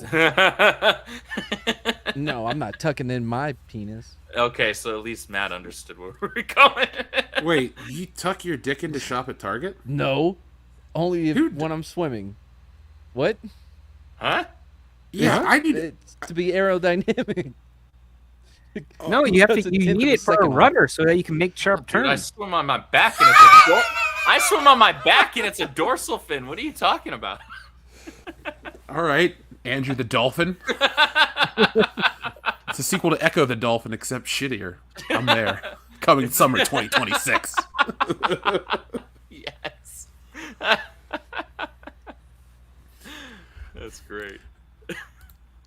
So our friend Frank Zanka says, a friend worked on it at Rap. Mangold threw up his hands and said, I have no idea how this is going to turn out. Also, Destiny Aura included in Kingdom of the Crystal Skull, or in KS. I looked up that sponsorship email. Didn't receive. Aurora launched on Kickstarter. Oh, okay. So I guess Aurora Uplands has a comic. Cool. Okay. Right on. Speaking of comics, folks, I put out an update for Wokebusters last week. I'm just going to start tweeting about it every couple days, essentially daily, because it keeps on rolling, get people excited. It's the best looking book I've made yet, and you definitely want to read a copy. Matt G says, Ford is going to be in Captain America 4. Outstanding, LOL. Wait, is he? I wasn't aware that there was another Captain America movie. I haven't seen Steve Rogers since Endgame. Oh, we don't call him Captain America around these parts. We call him Sam Wilson. And, yeah. Oh, the guy that got a demotion because he was cooler as Falcon. Got it. Yeah, it was, like, really exciting to see him show up in Ant-Man 1 and everything. Universally liked. Yeah. Just go ahead and ruin a damn good character. That's fine. Until he gave that speech about, General, you need to do better and all that crap. They let the criminals win because... Mm-hmm. Like, what is that? What does that say? They also ignored a pivotal aspect of the Avengers, which is that Tony Stark pays them like $1,000 a week, or at least in the 80s, it was $1,000 a week they got paid. Well, in the 80s, $1,000 a week is pretty good money. Yeah, it's $52 a year. And then what they do in the movies, oh yeah, nobody paid us to be Avengers. It's like, that's not how that works in Marvel. In Justice League, nobody gets paid in DC, but in Marvel, everybody makes some money. I remember a whole arc where Spider-Man was trying to become an Avenger when he found out that they do get paid because he needed the cash. The first issue of The Amazing Spider-Man is Spider-Man trying to join the Fantastic Four because he wants to get paid. And when he realizes that Reed does it for just the scientific adventure, he quit. He just walks out on him. He's like, fuck it, I need money. Yeah.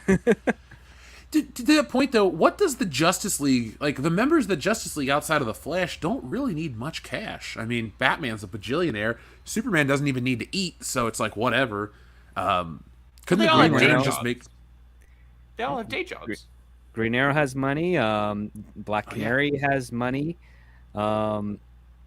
Yeah, I mean, Martian Manhunter, John Johns, he can pose as a rich person and withdraw money if he needs to from their account. If we're talking Barry Allen, he's the CCPD as a forensic scientist. If we're talking Wally West, he's an engineer.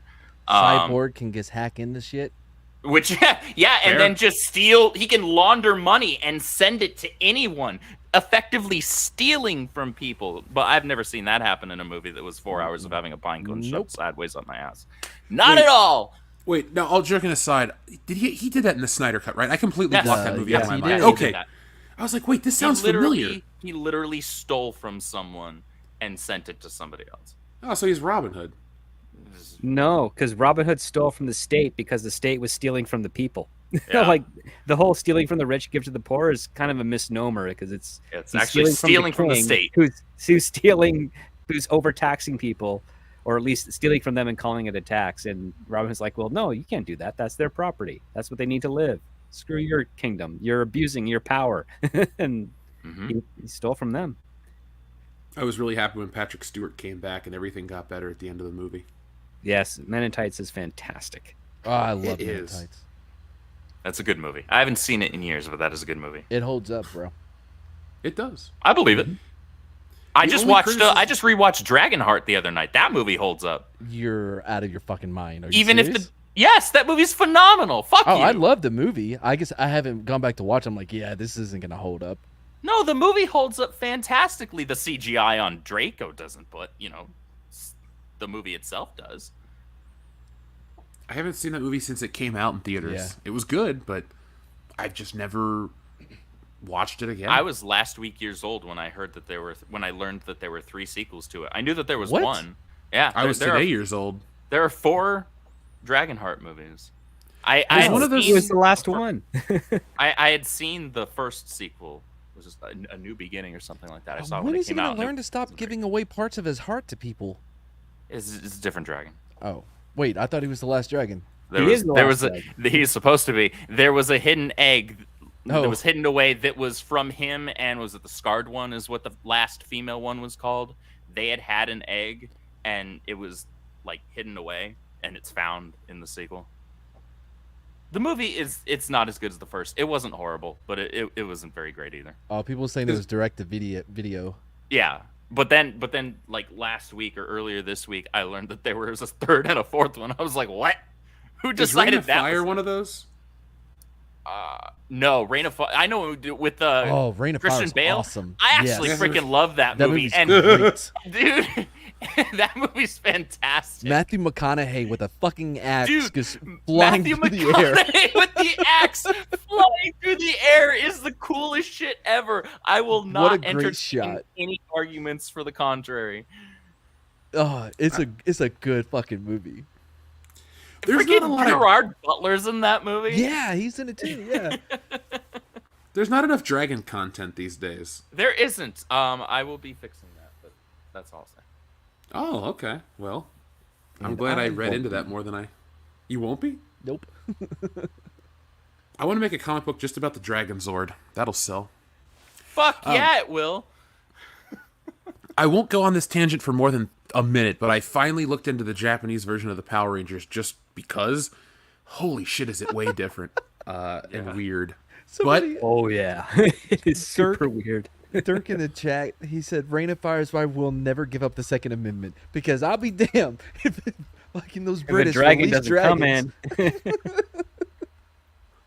Where's that at? I want to put that on the screen. It just Dirk- came there in you go. 928. Yeah, Oh, damn man. horrible. got me. Marika. Our friend Matt G, thank you very much. Adama says, "Hail to the High Council, esteemed guest in chat. Hey Andrew, can you explain what ESG is for those who don't know? Do you think ESG is enough to let these companies keep making woke crap?" Okay, so I will briefly address this just because that's a whole ass thing in and of itself. ESG stands for environmental, social, and what is governance. it? Social governance, yeah. And it's basically this group of investors at very high levels in world government and in corporations that effectively incentivize with funding, with subsidization, other companies to start pushing these agendas. Things like having X ratio for minorities and your LGBT, whatever the hell letters and numbers and symbols that they're adding onto it at the end of the thing this day, or environmental crap.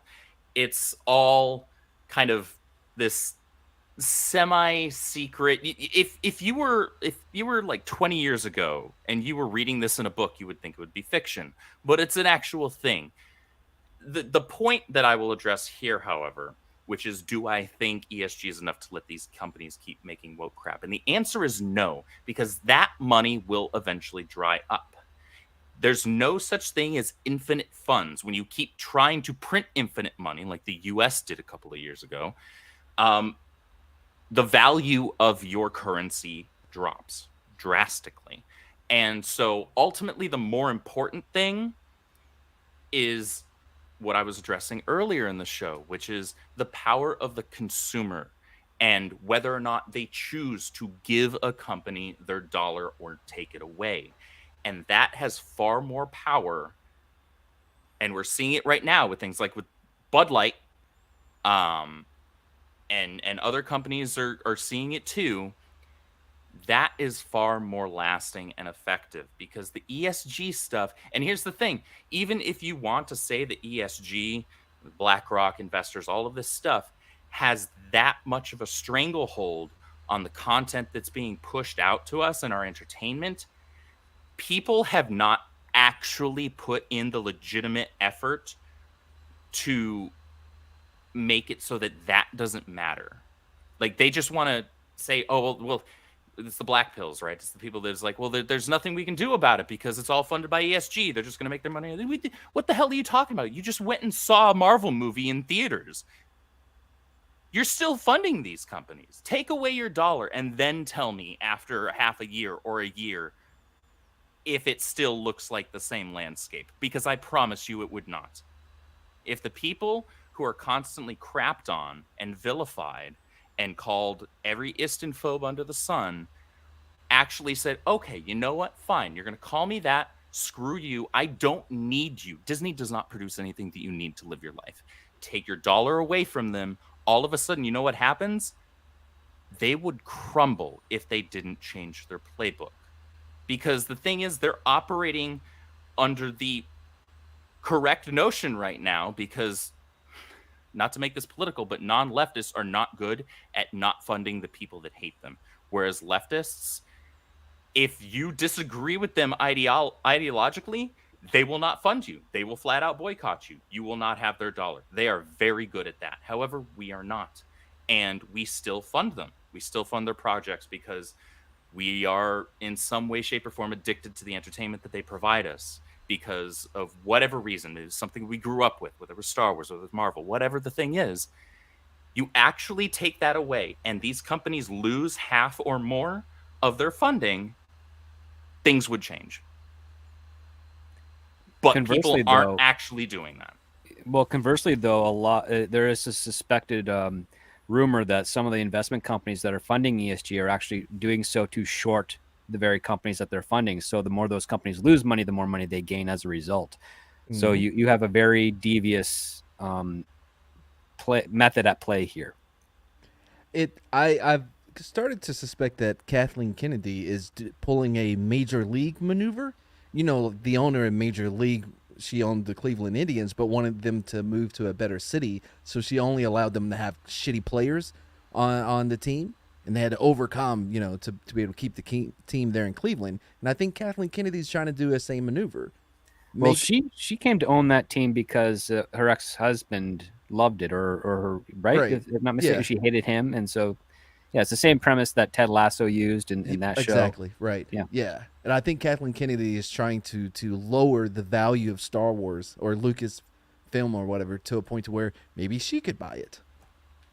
But no. Right now, Disney is in the position where they cannot sell that IP. They haven't made their money back on it. Yeah, they'll never make their money back on it. They've already made a mistake with Power Rangers because they drove that into the ground for Haim Saban to buy it back and then license it out and make double what he sold for in the long run with it. The only way Disney has enough assets that they can retain those IPs for a long time. Things will go dormant. Eventually, I would say between 10 and 15 years, the entire infrastructure at Disney will change. And somebody who grew up hating and despising what Disney had done with its IPs will have a really great story, get it produced, and probably revive it, because nothing stays dead in Hollywood. If it's an IP, doesn't matter how old it is, someone's going to come up with an idea for that IP that's going to work, that's going to resonate with audiences, and it's going to work. I mean, I mentioned it on another show a while back. Hercules is an ancient story. It's not a dead franchise. It's like someone makes a Hercules movie that hits well, people are going to be like, hey, let's do some more Hercules films. It's just that, like Sherlock Holmes, public domain character. His franchise, he has various different franchises, but all those movies still get made. Robin Hood still gets made all the time, even though they never take off. People still have their own interpretation and attempt at trying to do the story and get something started. It's always going to be that way. You're always going, nothing stays dead forever. The only way something could stay dead is if it's completely erased from the archive for people to ever find and watch again. And that's very rare because a lot of stuff survives. That's one of my weird side things I'm into is lost media, the things that don't survive, the things that go away. Because no matter what, people find them eventually. And what you're saying about IPs, I always find that interesting when people can take something in the public domain and turn it into something great. It would be a fun hobby or a fun experiment to do something like that on a live stream where we take something in the public domain and pitch it like that because, maybe come up with something fun. You never know. But I do want some things to go away, but sometimes when I mean go away, it's new versions of it. Like, for example, The Wizard of Oz. Yeah, they can do the Sam Raimi one, or they can do The Wiz, or the stuff from the 80s, but those kind of fall off, but that classic 1939 film kind of stays. And anytime you try to do something in that, it always gets compared to the original, and it doesn't really ever inspire. And it's like Willy Wonka as well. They had to do the Tim Burton one. That was a waste. Now they got this Timothée Chalamet one. That's going to be a waste too. I don't know. It just really poisons the well of entertainment to the point where it's not even worth watching half the time. Yeah, I don't think they're going to capture what Roald Dahl did with those stories, because Roald Dahl is the guy that hated people. And the delightful aspect of his films, the film adaptations, is when the people who are working on that understand that, yes, the writer hates people. And you have to make fun of the fact that, unfortunately, the society, when we're in large enough groups, we regress to the worst parts of who we are. And that's kind of the thematic point with it. And it's only by chipping away and getting to the individual that you can actually see someone who is great. And I think Matilda is probably one of his better stories for that. Charlie and the Chocolate Factory is very dark, but the way they adapted it to Willy Wonka and the Chocolate Factory with Gene Wilder, and they kind of wrote that movie on the fly, was just something of magic. Dude, I love it. I don't even like the Roald Dahl version as much as I prefer the whatever you want to call the Gene Wilder version. Mm-hmm. Oh yeah, like the book is dark and twisted and a little funny, but there's just something about what happened with the production on the Gene Wilder one that just elevated that material. Well, it's got the weirdness and the darkness at times, and it's zany and it's stupid. Like half of the intercuts during the Golden Ticket Rush are so weird. Like the guy trying to use the computer, the woman whose husband gets kidnapped. Like it's a kid's movie, but it's so bizarre. And I think that that's one of that and Gene Wilder's performance are the two parts of Willy Wonka that are stuck in the cultural zeitgeist forever. Mm-hmm. And they always try to it's one of those situations where you can't really reinvent the wheel, because the wheel debuted and people didn't really want the wheel, but now they're like, holy shit, I can't use another form of anything but this wheel. I don't know how to describe it. It's just such a weirdly perfect film. It is. And I love the fact that Willie's grandpa is a horrible man. Grandpa Joe is a piece of shit. Yeah, because he's pretending that he's crippled. Just so he can stay in bed and not do anything. And as soon as the golden ticket is found, he's like, I'm the first one to go there, not the mom. We don't know what happened to the dad, but good old Willie, I'm taking him. And all the other grandparents are shocked because they can't get up to do anything. They're really the ones suffering, and he's just joining in with them because it's a free ride. And that's what he's he's got those bad elements of him in his adulthood that he's aware of, but and tries to encourage Charlie to a degree with the soda pop scene. And it's only when Charlie rejects all of that and becomes the honest person that he wins. And Willie's like, yeah, I'm going to give you this company because you broke the mold, you broke the influence of all the bad people around you, especially your grandfather. How do you think Grandpa or Grandma Josephine feel? She laid next to that bastard for 20 years, and you lied to her right there. They're getting a divorce, I would imagine. He's like, woman, we're going to inherit a chocolate factory. I don't care if you want a divorce. They're all going to stick around. He's not going to inherit anything. He's going to die before he gets his hands. There's a chance on that. But yeah. Well, it'll be a lots of funny situation where Mhm. they drop him in the chocolate river, and they're like, "Oh well, Grandpa Joe or Grandpa Joe, just he ain't coming back." Thank you, Adama. Adama also says in a very generous super chat, as far as Disney making money goes, look at all the cool older Black Series figures, video games that are selling like crazy versus Jeff's toy videos that show that the Force is female and Marvel figures aren't selling. Yeah, check out those videos, folks. Believe me, they still hit, they still are relevant, and they show the result of the things I was talking about all those years ago. Back then, I was called all these terrible names, but the one thing I'd like to be called was correct because we called it years ago. These properties don't need merchandise. The Eternals that they pushed on you 2 years ago, good luck selling that shit. I have seen reports from all over the country, stacks of those figures. Like I said in the video, folks, I actually deterred a grandmother from buying her kid an Eternals figure because she was looking to get him some Marvel toys to keep at her house. And I was like, excuse me, ma'am, if you're going to get your kid some Marvel toys, and the lady was black, so I know she wanted, and she was looking at the black Eternal, so I know what she was doing. I was like, here's a Black Panther figure, and here's Spider-Man. Like, there you go. Don't give your kids garbage.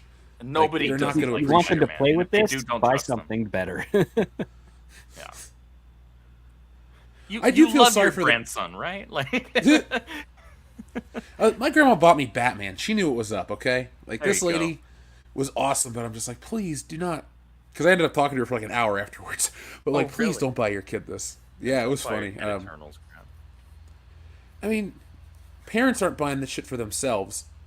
So why would you do it to your kids? It's just not right. They deserve better class of toys. Speaking of toys, Adama, I pre-ordered some Indiana Jones stuff, but everything except the Phoebe Waller-Bridge character. Does that make me a sexist? No, it just makes me judicious with my money. I'm not buying crap to support crap. Helena Shaw, no thank you. Adam Not Wofford says, Indiana Jones on the Mars beyond the ice wall. Sure. Sign me up for that. I mean, seriously, I'd rather watch Indiana Jones in space than Indiana Jones fighting Nazis again. Jack White says, good news, the new Rurouni Kenshin anime has premiere date of July 6th, and have any of you played the Mega Man Battle Network collection? Hold up. They're making a new Rurouni Kenshin anime? Apparently. That's what Jack White says. Well, that's news to me. Yes, I have played the Mega Man Battle Network collection. I actually was playing the Mega Man Battle Network games on my Switch long before it released as the collection because I have my Switch modded and I had Game Boy Advance emulators on there. Battle Network is my jam when it comes to Mega Man. I'm a Mega Man X guy myself. That's is fair, my man. favorite Super Nintendo game. Mega Man X is badass. Did you ever watch the old Mega Man cartoon? I did not, no, but I did watch the Mega Man Net Warrior anime. That was at a time when I just wasn't into a lot of anime unless it was like Dragon Ball Z or Lupin the Third. Fair. But now I'm open to watch pretty much anything because whatever. Plus, I'm also working on something that's kind of adjacent to anime and manga. So, I'm trying to learn more about it at all times. Ooh. Yeah. Got some big ideas, man. The wheels are turning, things are moving fast. I'm excited. Susan Dolan, thank you very much. She says, Indiana Jones 5 bored the shit out of audiences at Cannes. Poor Ford. Or at Con, excuse me. I do feel bad for Harrison Ford. I know he's a bitter old guy. I know he complains about Star Wars fans and yells at people. And I've heard a couple first-hand accounts from some friends who've interacted with him. He's not that cool in person. But I do feel bad for him when he's like, yeah, I'm going to do this role. And then it just kind of falls apart. Yeah, Get him after he smoked a joint, then he's fine. Oh, good. Maybe offer him a couple. Hang out with him. So there it is. That's the trick.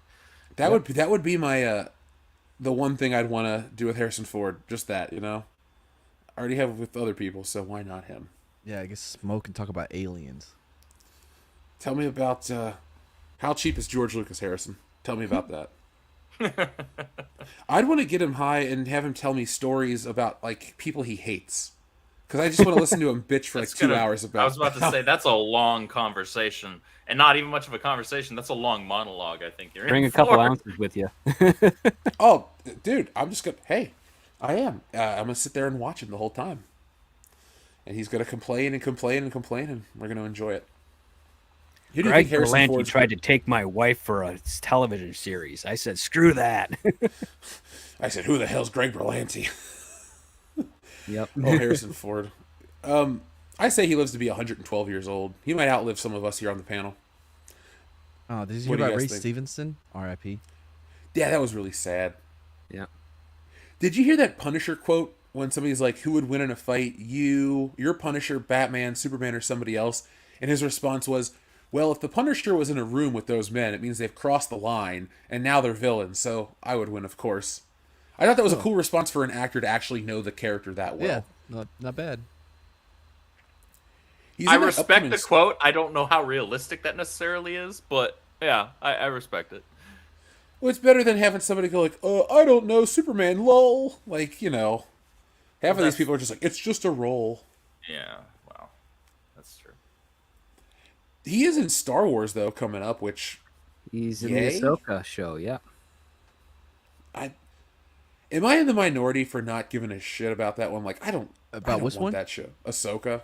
I no, who you're not in gives the a minority. Shit. I thought that oh god, what's her name now? I'm blanking. Rosario Dawson? Yeah, Rosario Dawson. I thought she did a good job in Mandalorian season 2 as the character. That said, the character should be dead at this point. That character should have died from Vader.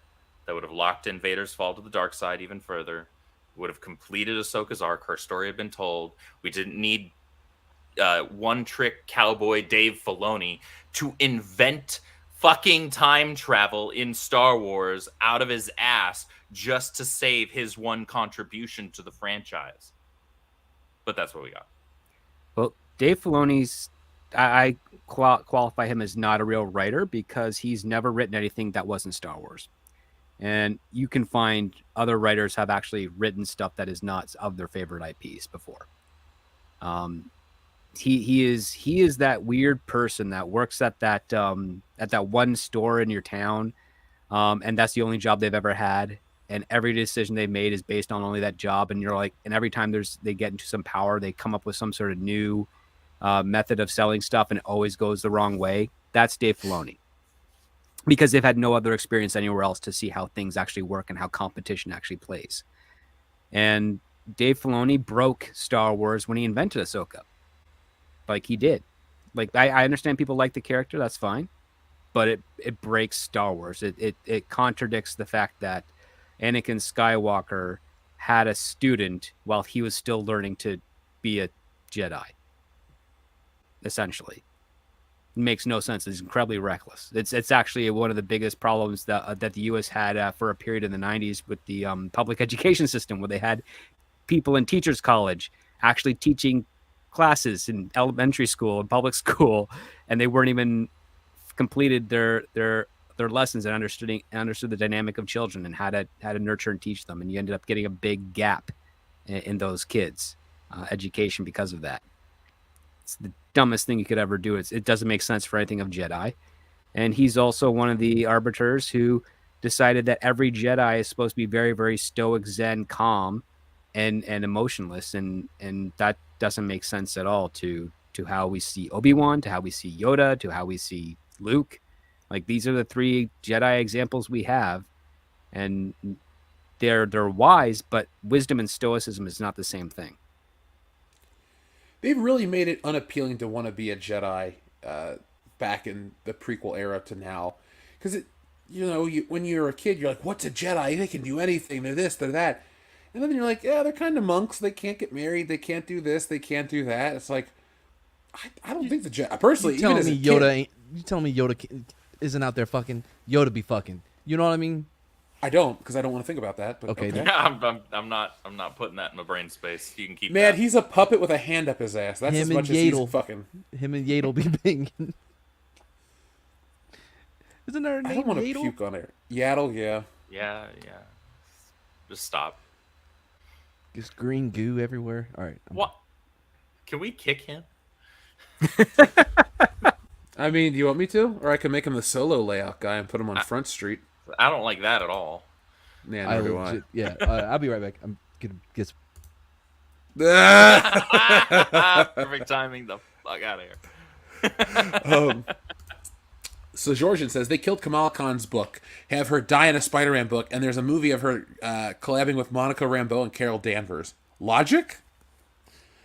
Yeah, we didn't talk about this last week because we didn't do a show. I was working on Wokebusters. Andrew, script, they kill off Kamala Khan in her own book, or they kill her off, and now she's dying in Spider-Man, and there's a movie coming out. I think it's just to get attention on the character before the movie comes out. They'll revive her. What do you guys think about this situation? Well, they killed her off, but it's not going to be permanent. Let's be real here. Very few deaths in comic books are permanent to begin with. This is going to be a very brief thing. Shit, DC, in one of their most recent events, killed off basically the entire Justice League, and they're already freaking back. Like, this just is, it's how comics are. That said, I think it's very telling that they kill her off, not even in her own book. They kill her off in was issue 26 of Amazing Spider-Man, because that's the only way anybody's going to know about it, because nobody's buying her book. So they want us to artificially care, or want to act like people care, because a bunch of people bought the book where Kamala Khan dies. Well, you had her die in Amazing Spider-Man. That's your only book that really sells. Like, what do you want? Like, Yeah, I think when it comes to character deaths in comics, I think Ted Kord has the record as being dead the longest. How long has he been gone? 20 years-ish, almost. when did Marvel die? Like, Oh, that's a good the question. original Well, Captain Marvel's Marvel? been back a couple of times, hasn't he? No, I thought unless they brought him back recently, he died back in '89. That definitely seems about right. But I could have sworn they brought him back during one of the Carol Danvers relaunches in the mid-aughts of the 2000s, but I could be wrong there. Okay, I won't pretend to be as knowledgeable there. I don't remember him being back in any of the books that I read, but I could just be misremembering. But yeah, he's been dead for a hot minute. Yeah, and then actually also prior to Ted Kord would be the Blue Beetle before him. He's also been dead the longest too, because Ted Kord took over his mantle. So yeah, that at least on the DC side of things, that's what I remember. Unless they did something recently with Rebirth, but I mean, Barry Allen died in, what was it, 86? 86. In Crisis Yep. on Infinite Earths, and he wasn't brought back until 2008. yeah, and that was That was a long time. 22 years. Yeah. I'm glad Uncle Ben has stayed dead since 1962. They should, Jeff. I love her, but they should have just killed Aunt May in One More Day instead of what the ending of that book actually was. That could have could've- actually they been impactful. They should have killed Aunt May around the time when Peter found out he was going to be a father, because I think she was like on death's door in that one as well. Oh, in 94? Yeah. There was a fake Aunt May death back in the 70s. I'd have kept her dead then, because when you get into the 80s, the only thing she does importantly is to chastise Peter for dropping out of college. Like, that's about it. Yeah. But, it is what it is. You got to keep her around because the old woman moves comic books and sells action figures, right? Right. To be fair, Sure. I own more Aunt May action figures than I own Captain Marvel. Like, I don't even own this Aunt May. I pre-ordered one on Hasbro Pulse because I'm like, they don't make Aunt May that often, so I gotta get her. And now it's like, well, shit. If I got Aunt May, I gotta get the rest of the cartoon collection. So Right. it's funny. Do you have a gravestone for Uncle Ben? Oh wow! I'm Is gonna that make what a you're custom selling? one. Jeff, you know what button we have to hit now, right? Oh my God! R.I.P. Uncle Ben. Yeah. Who's that Pokemon? It's Uncle Ben. Son of a bitch. One of these days, I'm somehow going to get a job at Marvel. I'm going to do the title called The Responsible Spider-Man.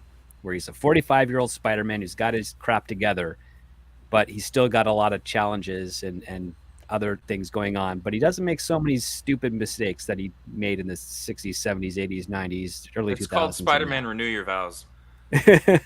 They're trying to do it that way, yeah. I know. Well, I mean, no, they did it. They did a mini series of it, and then they did an ongoing for several volumes, and it was actually quite good. And I was like, so why have you just not done this with mainline Peter Parker? Because this works perfectly. This is exactly the trajectory that this character should have been on. You allow him to grow while still retaining the key tenets that make Peter Peter. He isn't, as hard. He's not Tony Stark, but he's not as hard up on money anymore. But he's got new challenges. He's got a wife. He's got a little girl, and his little girl inherited some of his spider powers. So now he's got this entirely new dynamic that he's got to work his way through, while saving the city, while doing all this stuff, while providing for his family. So it's not like you're just removing the quote unquote Parker luck from him and, things not always being perfect, but you're presenting new challenges. He's got new hurdles. It's character growth. You're allowing him to be a freaking adult instead of him having the same issues that he's had since the 60s. It was actually really well done. Oh, I gotta check that out then. Because, it made me really, really angry when I finished it, because I was like, so this is just going to be my headcanon as far as like where this actually goes, because this is where it's supposed to go. Because if you ever saw, I guess it was late 90s, early 2000s, they did The Amazing Spider-Girl or something of that nature. Mm-hmm. The Peter Parker written in that book was way better. I mean, Mayday was mediocre-ish, but the way they wrote Peter Parker in that one and Mary Jane in that one was way better. When they brought the Carnage symbiote back in, that kind of took things for a bad turn. But overall, I'm like, yeah, this is the type of Peter Parker we should have been seeing in the 80s, because it would have fit with that decade a lot better. It'd be more counterculture for a character like Peter. But finally got it, and that's good to know. Yeah, well, it's absolutely worth the read. If you ever do Responsible Spider-Man, give me a call. I'll draw it. It'll be a good-looking title. I'm not even going to go into what the Spider-Man will look like. It'll be the classic costume. None of this bullshit that they do today. Yep. So Georgian asks, Calf, is Chuck Dixon joining Eric July's company? And we announced that yesterday. Oh, congratulations. Chuck Dixon is contracted to write Alpha Core #1 that will be launching this fall. Triple08 says, I'll take a John Cena and an Uncle Ben, please. Well, sure. We'll press you that right now. Folks, remember, the John Cena button is a little loud, so just be prepared as we press it in 3, 2... Who's that Pokemon? It's John Cena!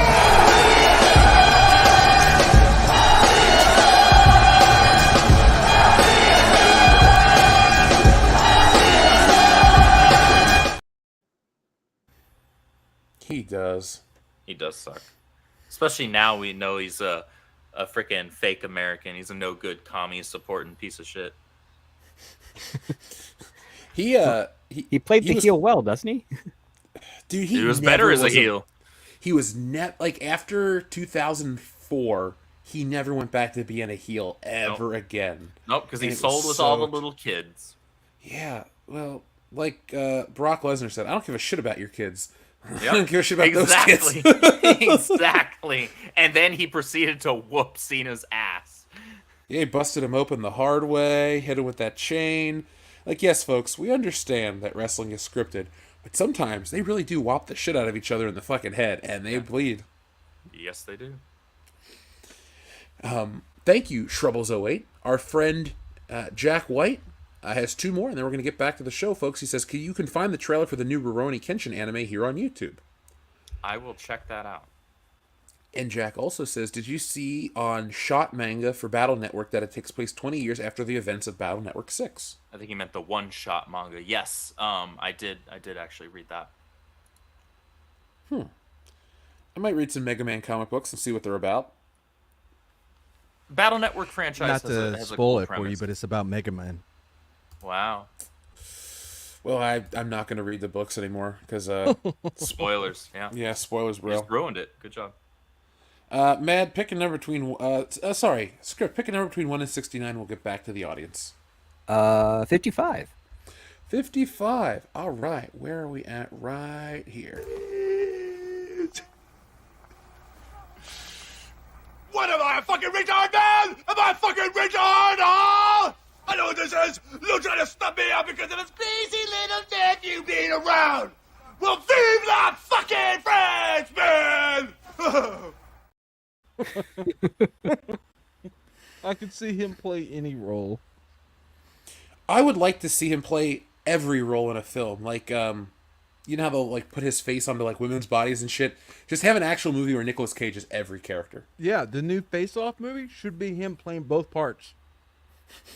And and the other characters should never acknowledge that it's like the same guy. He's playing every role, so they'll never notice. Just not act like they share the same face at all. Mm-hmm. But you could also do that very classic Charlie Chaplin mirror trick, where it's not really a mirror; it's just a door frame, and they're just mimicking each other.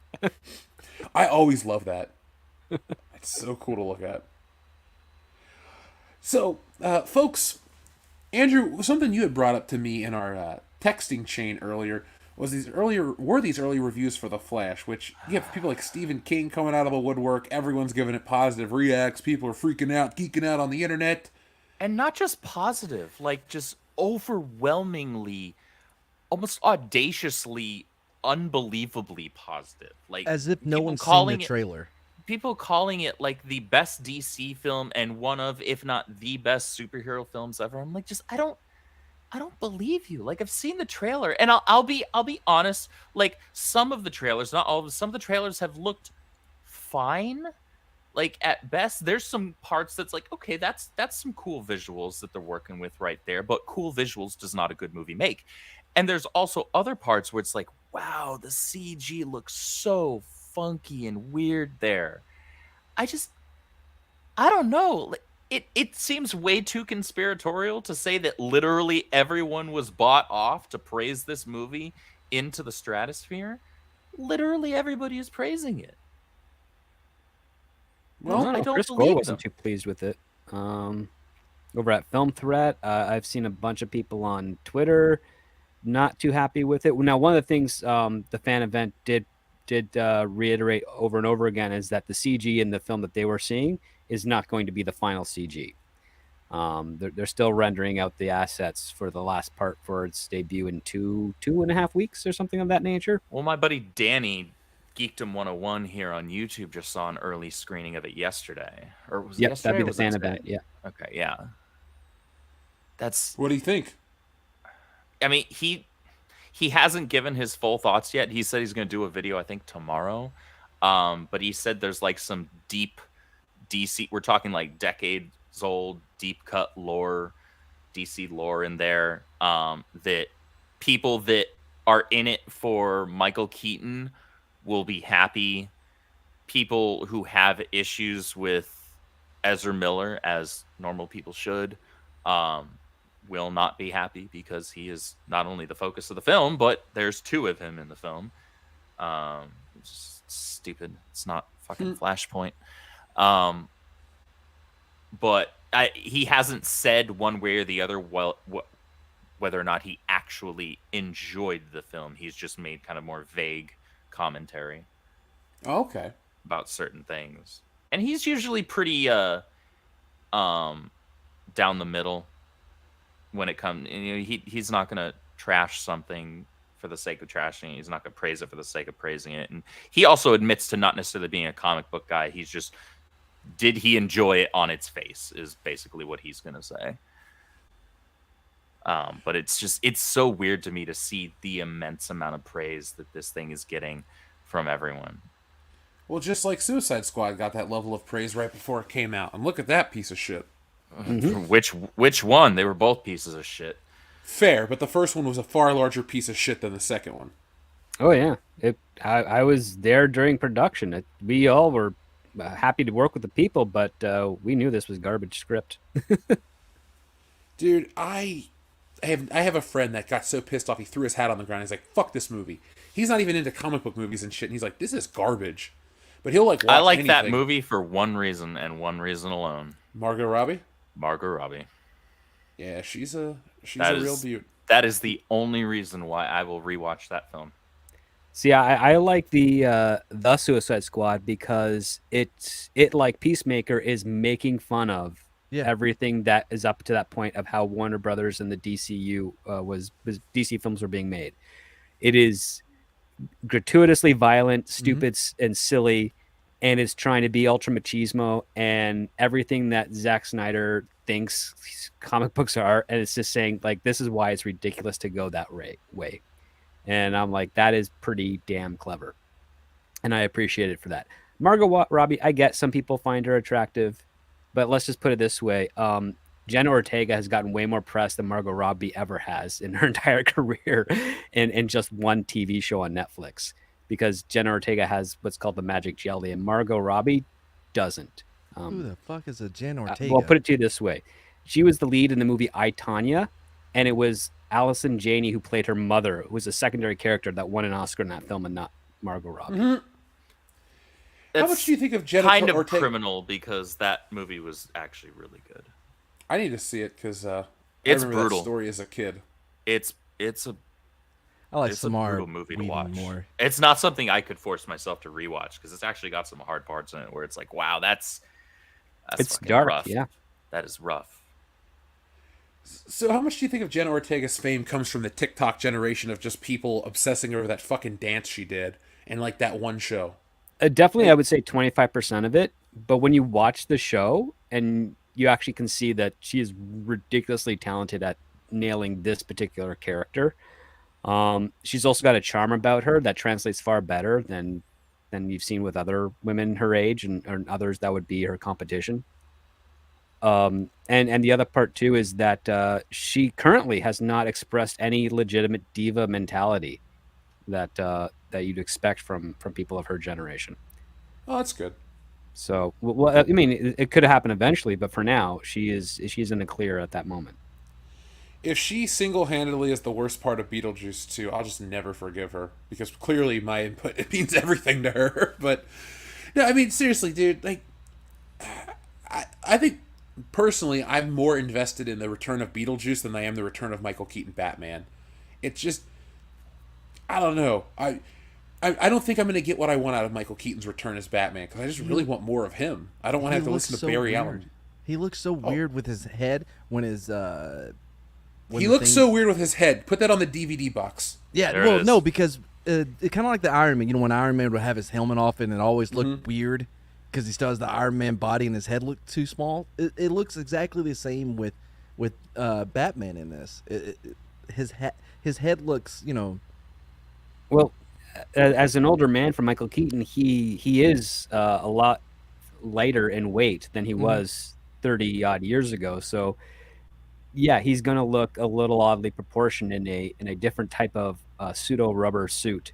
I mean, the cowl that they did, they screwed up a little parts of the cowl because they didn't make it properly symmetrical. So you can actually see how on his right hand side the jaw is more narrow than on his left hand side because it has a weird odd angle to it. And that's just because they did a full graft of his face and they didn't sculpt the mask to that. They just had it follow the jawline, which is not what you're supposed to do with a Batman mask. You're supposed to make it symmetrical so you hide the imperfections in the human face. And it also allows for a better disguise because it messes with your perspective. Because human beings don't have a very symmetrical face. Only a handful do, and those ones are usually the most beautiful, considered the most beautiful in the world, like Michelle Pfeiffer, for instance. I wish she'd make a comeback in the Batman movie. Not really. I know a lot of people and a lot of characters come back in various forms. Some as a repurposed footage. Others have come back at their current age to reprise things. Yeah, I will say this. The approach that from everything that I've heard from my friends that have seen the movie, from people that know things on the productions, they all say the same thing, which is that Barry Allen's version of the Flash, which stems from the previous DC films, doesn't fit the archetype for a main character. No, And he that's doesn't. a big problem. He can't carry a film. There's no way that I believe he can carry that film. No, he's also guys- a very weird-looking man. Yeah, Or sorry, he is. I'm weird-looking them. Sorry. No, it's fine. You had it right the first time. I'm a member of this group on Facebook called Posts That Did Not Age Well, and there's one about Ezra Miller that says actors that nobody hates. And I'm just like, whoa. Oh boy, yeah, that really didn't age well. No, Holy Toledo. he might be the most hated one of the most hated actors on the internet because of all that bullshit he pulled. Yep, his publicist team is pretty much on their knees every day with Warner Brothers, thanking them for not going in a different direction.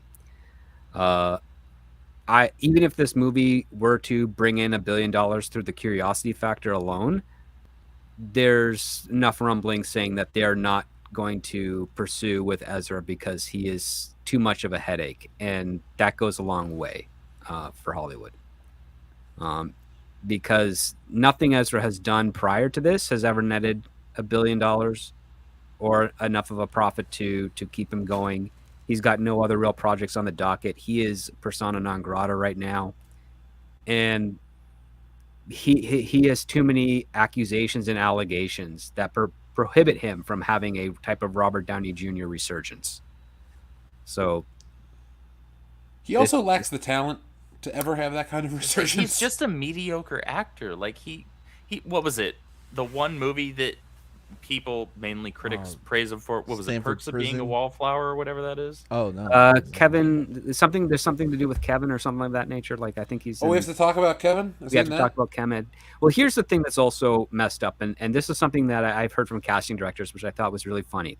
Ezra Miller is a Jewish person who looks Filipino, and it throws them off because they're like, how do we cast him? We can't find parents that look like they'd be parents to him. And you couldn't find kids that look like they'd be his kids because he's just this weird looking kid who's probably had some surgery done to like get his cheeks removed. So that's why he's got that weird, sharp, defined. Why, he looks super gone.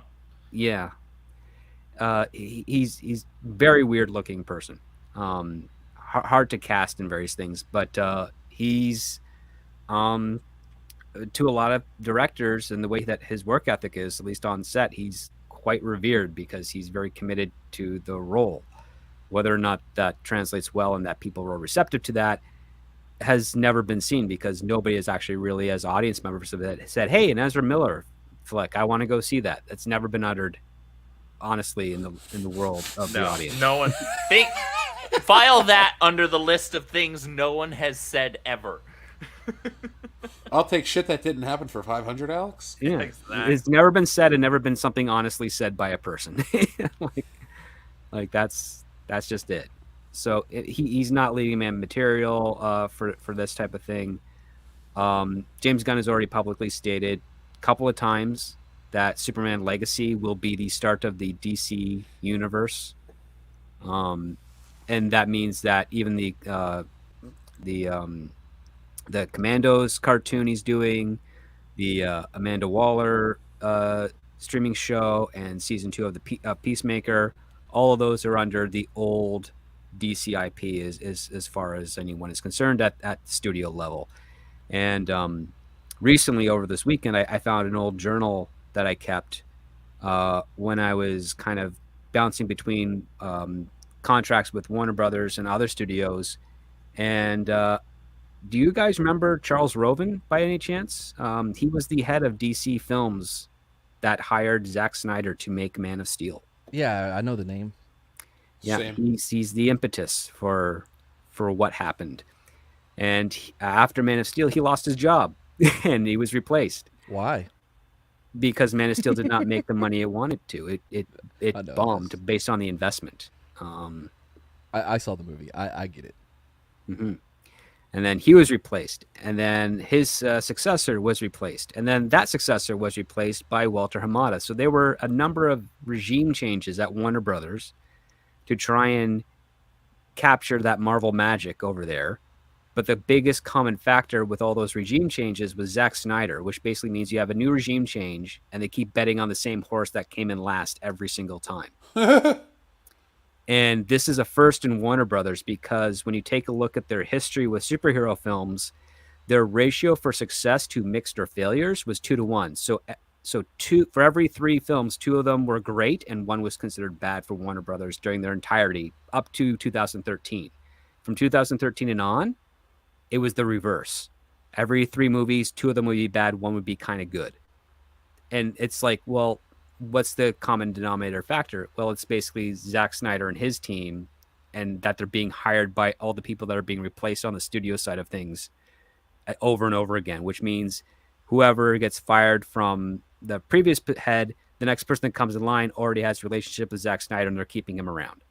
And that just leads to another disaster again, in which case they keep going out. The only person that kind of got rid of him, that stayed long enough and actually got 2 movies under their belt that crossed $1 billion, was Walter Hamada. And that was Joker and Aquaman. And technically we'll see what happens with The Flash, because that's Walter Hamada's thing as well. That trip down memory lane through the DC universe, man. I know there's the Snyder contingent, but the guy's had 1,000,001 chances. It never worked.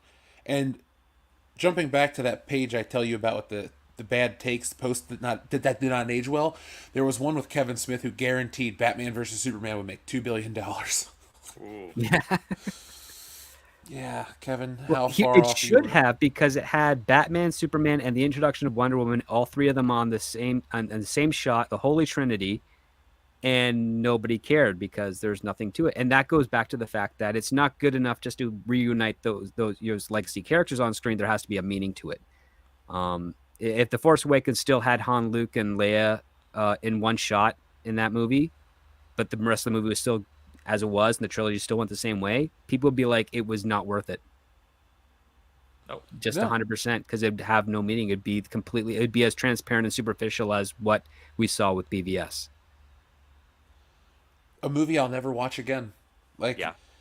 It doesn't even have decent scenes that I'll go back and watch. Like, oh man, the fight between Superman and Doomsday is awesome. No, the fuck it's not. No. Yeah, but man, that scene where Batman flew the airplane. No, not really. Like, the Batmobile scene was boring. You could make an argument for there being some cool moments in that warehouse fight, and then all of a sudden Batman kills people in that fight, and you're like, oh well, fuck that. Yeah, me, I've done just more like watching the interesting Arkham non-lethal fights in Arkham Asylum Xbox game. Right. Well, the thing is, there was a lot of moments in that fight that I was like, oh, okay. Like I've done that in Arkham Asylum or in Arkham City. I've done that move. I've done that, and then I'm seeing people's heads split open pretty much, and I'm like, oh, well, I haven't done that. Yeah.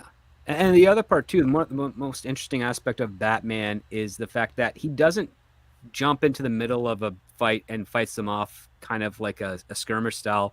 He strikes from the shadows. I mean, that's what I really enjoyed about Batman Begins in the first appearance of Batman there, where he's pulling guys into the shadows and he's picking them off one by one.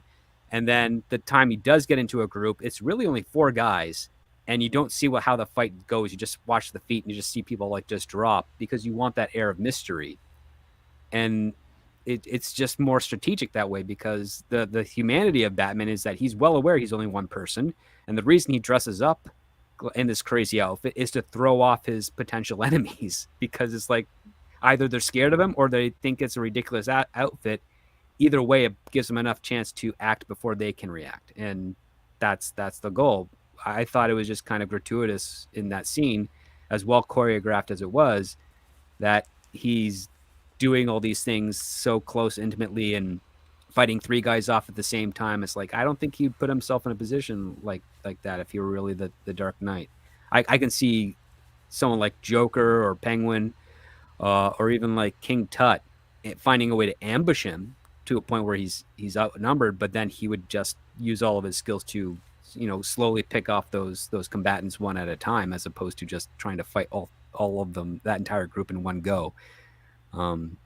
He even did that in like the old Adam West shows with Batman and Robin, and they're outnumbered like 2-1, but they would just work together to just push them all away and hit them up. It was fun, but yeah. You make me like Batman more every time we talk, and I already love Batman, so it's not like it's a hard sell on one of my favorite. He's my second favorite comic book character by a lot. I've only consumed more modern Batman stuff, but the entire Adam West series as well. So, Hey, Jeff, check your phone real quick. yeah, sure. It just came in. So, all right, cool. So, do you guys think, since I asked you this question, about the Indiana Jones box office, is the Flash movie going to make... Oh, we'll play a game. Is it going to make more than Indiana Jones? And take your guess on how much the Flash is going to make. Total or opening weekend? Opening weekend. Domestic or worldwide? Domestic. Okay. I'll let Script go first. Oh, okay. That's tough. I think Indiana Jones might clear 130 opening weekend, but that's going to be its highest, and I think it's going to have a huge fall off. Maybe one of the biggest fall offs of any film of that magnitude. The Flash, I would be shocked if it doesn't break 100 million over the weekend. Oh wow, I'm kind of going the opposite. I think Indy opening weekend 80 mil, maybe 85, under 100. I think Flash will do better because of Keaton. Keaton still he doesn't have that Crystal Skull stink on him, which is just gonna pull them right over 100 mil, maybe 105, 110 for that. But Indy, less than 90, somewhere between 80 and 90. Well, the key thing there is, part Keaton, but just Batman in general. Batman sells. The Batman did well. So Batman as a character is still fairly fresh in everybody's mind because he's still been on screen recently. And I think that The Flash is going to do well, at least on its opening weekend, if for no other reason, because nobody's going to see this for Ezra Miller. We talked about this. If this movie does pretty well on its opening weekend, it's because of the nostalgia of seeing Keaton back in the cowl. Absolutely. So I think it's going to likely have a really solid opening weekend. Whether or not it has legs after that, I honestly couldn't say, because I realized that I was kind of a black sheep on this. I think that No Way Home wasn't a very good movie outside of the third act, and it was mainly because of the nostalgia of having Andrew and Toby there again. And then they left Holland's Spider-Man in a good place, at least as the character at the end of it, so I was appreciative of that. But otherwise, it wasn't a very good movie. It still operated off of its entire premise being, okay, in order for our entire movie to work, Peter has to be a fucking moron. And so does Doctor Strange. Yep. That too. But let's just leave it at Peter, who is supposed to be one of the most brilliant minds on the planet. Okay, so I don't believe you. That's how we're starting this off. But that movie still made absolute bank, and that's the power of nostalgia. So it just depends on how far that nostalgia is really going to carry with Keaton specifically. I honestly don't know, but I think what's telling is how heavily he's been utilized in the marketing for it. So I think that they know that. Yeah, I think Warner Brothers knows that he is this movie. Like, he's why anybody's going to see this thing. Yep. I don't want to support Ezra Miller, but Michael Keaton's the only thing I do want to see. I wish I could get an advanced copy or something to review for the channel. I mean, the other part, too, we have to factor in is that Harrison Ford has his own fan base, just like Michael Keaton's. So that's going to go a long way. People are going to go see a Harrison Ford movie. Just like they all saw Morning Glory. Yeah. I mean, when it comes to Indiana Jones or his Han Solos, they do show up. Those two legacy both times that Harrison Ford played Han Solo in the sequel trilogy, those movies still raked in $1 billion on the gross box office wise, Indiana Jones Crystal Skull, I think, made like 800 million worldwide overall. So there's still Did it really make there's a that chance much? that even with the inflated ticket prices, audience curiosity and interest, that I don't think it's going to make $1 billion, but its opening weekend is probably going to be very competitive. I agree with that. I'm in that Harrison Ford fan base, so much in fact that I made a comic where he died.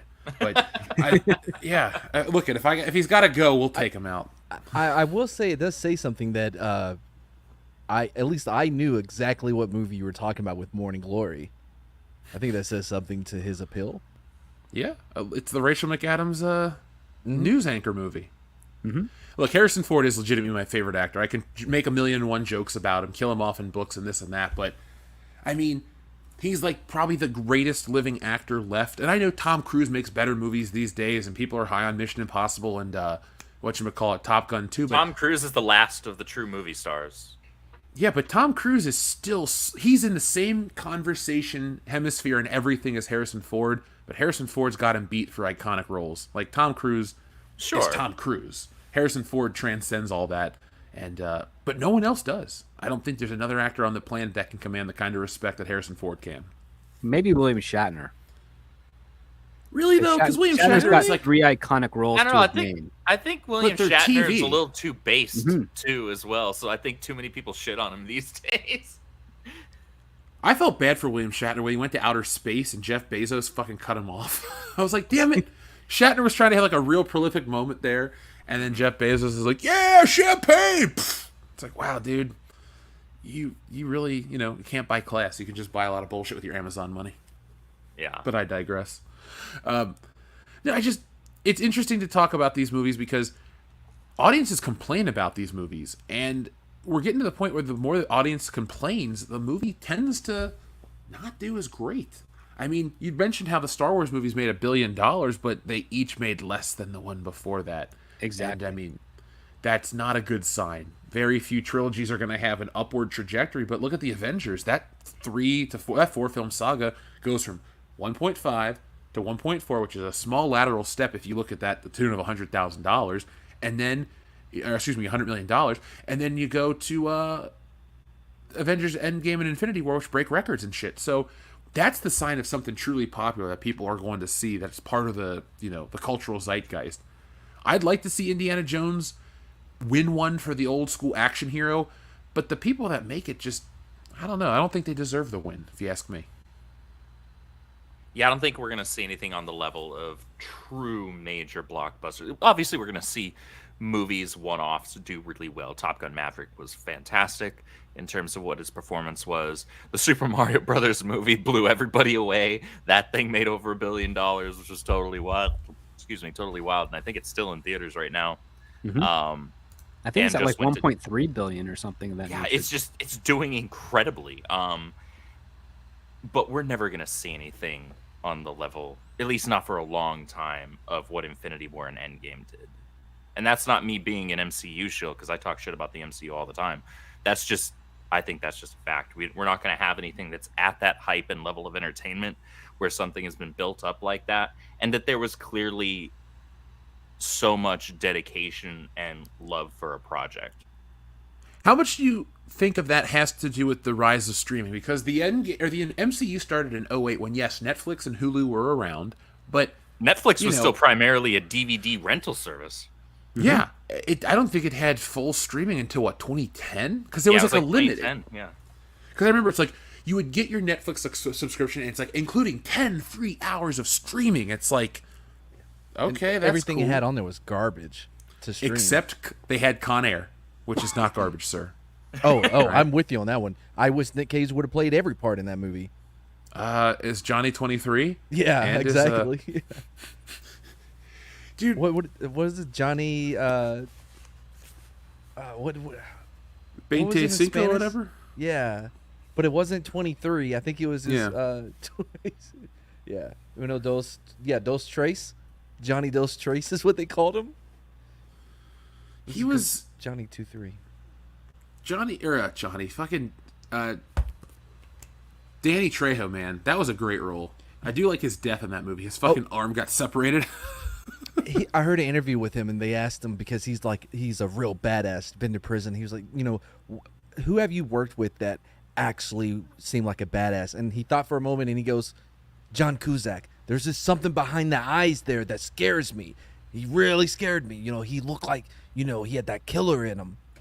That's who he said was the one person that made him nervous, was John Cusack. So if I already didn't take him seriously because of how fucked up his face looks, I definitely don't take him seriously now.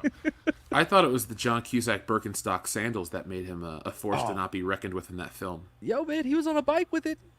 Vince Larkin, FBI lesbian. Dude, fucking Con Air's great. I know people want to shit on it, but it's like... Who? The internet. Shit. They don't know any better. They don't. They like shitty movies like Avatar 2.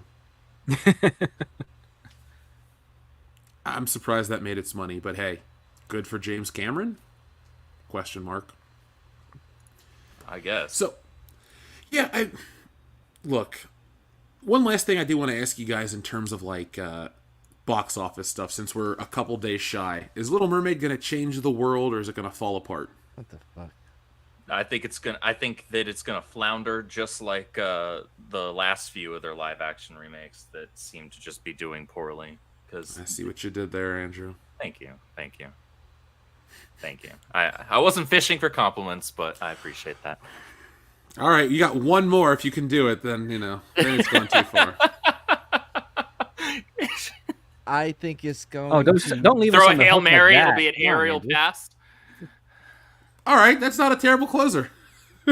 I think it's gonna crab walk its way out of the theater. Thanks for playing, Matt. I was left with nothing. I was like, lobster, crab. Which one do I go with? I mean, that's fair. That's fair. You're picking some of the nicest foods that you can get from the sea.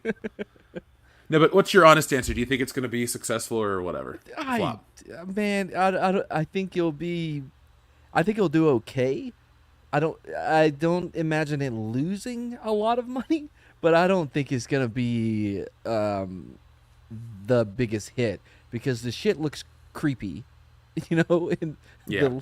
they just don't look right. It doesn't. It comes off. Ugh. Yeah, even if we remove the whole tokenized aerial thing, just looking at the way they decided to do Flounder and Sebastian, and just a lot of it just doesn't work. A lot of it just looks too weird. Like on a creepy level, it's like that. No, that should not look like that. No, I don't like it. Don't sing to me. You look weird. Yeah. I think the saving grace of this film that's going to help it cross into the $3 billion territory is Awkwafina. She clearly is going to... What? Hold up. I was blown away by the $3 billion. I didn't wait for the second half. Everything stops. Yeah, you guys, look it. My new name is Jeff Zero. I have future internet content, and in the future, The Little Mermaid is the highest grossing film ever at $3.4 billion. Okay. Well, I'll check back with you in the future. That's in Australian dollars. I don't know what that equals in real dollars. Oh, who knows? It's not even a real place. That's like $350, right? Or Star Wars content. Does he still make videos? I have no idea, dude. I've never watched a full video. I just remember Ethan made fun of him constantly on the old shows, and I'm like, okay. Oh man, there was probably more people hearing his name just from those shows than ever before in his life. Yeah, well, I never wanted to make fun of him because he just didn't seem like he was all there, and I wasn't gonna punch down on somebody. But man, he was from the future, so he knew better than us. Yeah. I equated him to Emergency Awesome because that channel was full of crap all the time. Like, that was the first channel where I'm like, is there any way that I can block a channel so that I never see it again on YouTube? Because, dude. I mean, I'm in the industry, and I'm every once in a while, like, one of those videos would come across my feed, and I'm reading the headlines, like, I know that. Where is this guy getting this? And it's like, sources are telling to me that they're going to have Batman in Smallville. Like, no, they're not. They don't have the rights to do that. Well, they did have the rights to it, but the Warner Brothers just doesn't want to do that. Like they have mandates in place with what they want to do with their characters, and it's hysterical because it's like, no, they don't do that. That's not how Warner Brothers worked at that time, and we'll see what happens with James Gunn in charge of things. But it was just hysterical to see channels like that and other people aping them, and then lo and behold, a year goes by and it's like everybody's disappointed because that one character that they really wanted to see in their show never appeared. And what does those channels say? Well, things change. And it's like, no, I was there around the time. I've been there from the beginning. That was never on the docket. You lied. You called out lied. And that's what I actually really appreciated with James Gunn recently is he's finding some of the people that are spreading actual lies, calling them out, and then the best part, getting them to admit that they lied. And destroying anybody that we know. No. These are all like no-name Twitter and Instagram people trying to drum up stuff. That'd be a lot of people that we know too. I would just like James Gunn to call him out and be like, "You're lying. You're full of shit. He's a big fat phony." I wish James Gunn would try to call me out. Yeah, he just doesn't like your take on Morning Glory. He thinks it's a piece of shit, and you're the last person to defend it. My only speculation for James Gunn with regards to the new franchise is that if he's not using his wife as that Agent of Argus character, like if she's going to be recast, I suspect that she'll be Cat Grant because it's the most fun minor role that she could do very well. That's my speculation. Yeah. For as much as I like James Gunn, Guardians is fine, but I like Slither and his earlier stuff and the Troma work and all the weirdness. Yeah, the Troma stuff is great. He repeats a lot of the same beats from Slither, if you've noticed. There's Yeah, always something taking over people's bodies and shit. I wonder what's going to take over Superman's body. What if James Gunn does the was it the Starro? Was it the birthday gift for the man who has everything and Mongol? The Black Mercy. Yeah. Yeah. You think that'll be in his Superman movie? I mean, maybe one of those little fairies from the Peacemaker, because that was another slithering type thing where everybody's taken over by those fairies or wasp or whatever they were.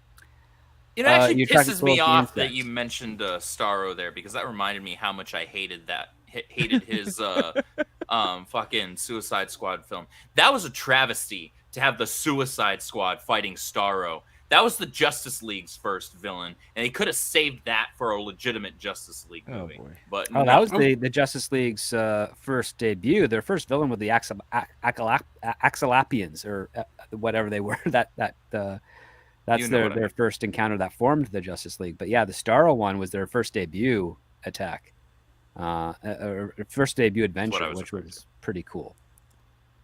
It's a bitchin' cover from back in the day too. Yes, it is. Very iconic one, yeah. It was squandered. But I mean, that was the whole thing is what James Gunn was sort of implying with that one is that the Justice League that would never be able to handle, or at least would be just as bad to fight Starro as the Suicide Squad. That was kind of the joke. Like all those people would still die.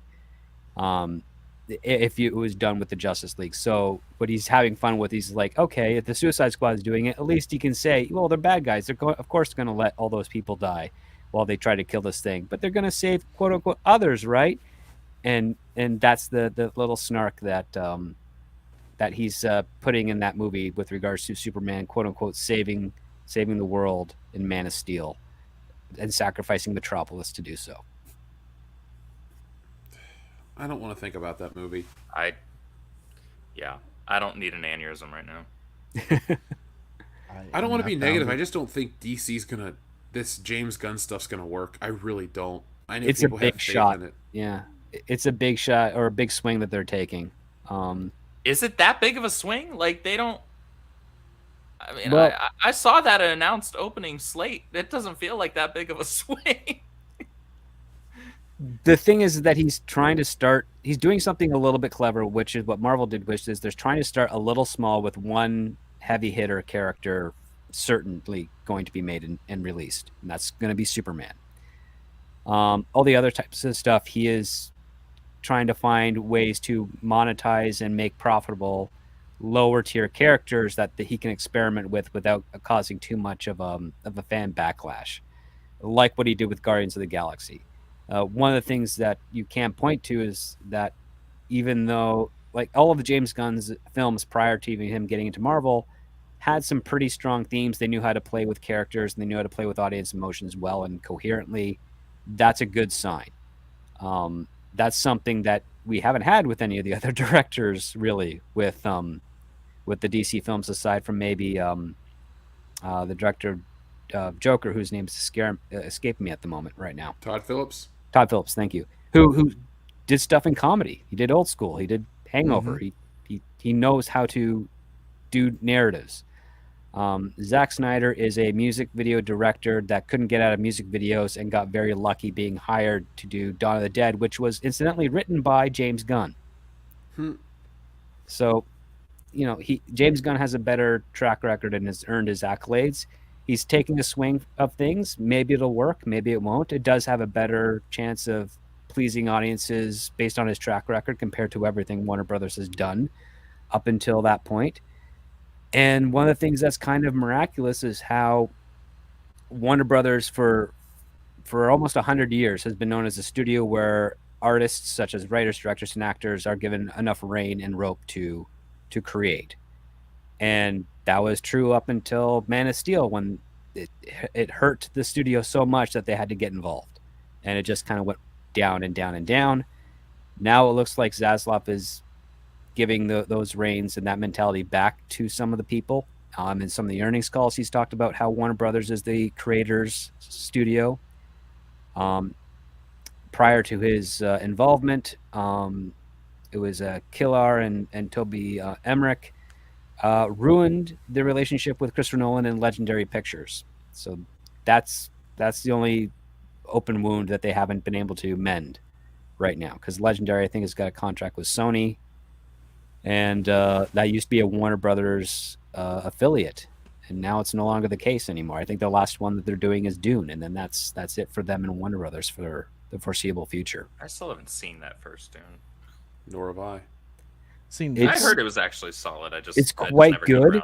What is it? Dune Part 1 is quite good, but you have to Dune. watch it on a very, very large TV. Yeah, I love 55 Dune. inches good enough?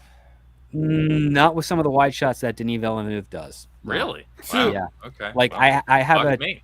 I have a projector with a 8-foot high, 12-foot wide screen, and it's just barely able. I'm just barely able to make up the finer details when I watch Dune on that one. I'll have to somehow manage to get by. Yeah, you can get by. I didn't have 8 feet by 12 feet shit. I had a 75 inch. Yeah, it was fine. Yeah. But I really enjoyed the movie. I thought for as long as it was, the pacing was real. It was really well paced. It never felt like you had a lot of drag to it. It moved along very nicely. I thought. I enjoyed the hell I'll out have of to it. check it out. I didn't I'm not like a the Dune guy, original though. Dune.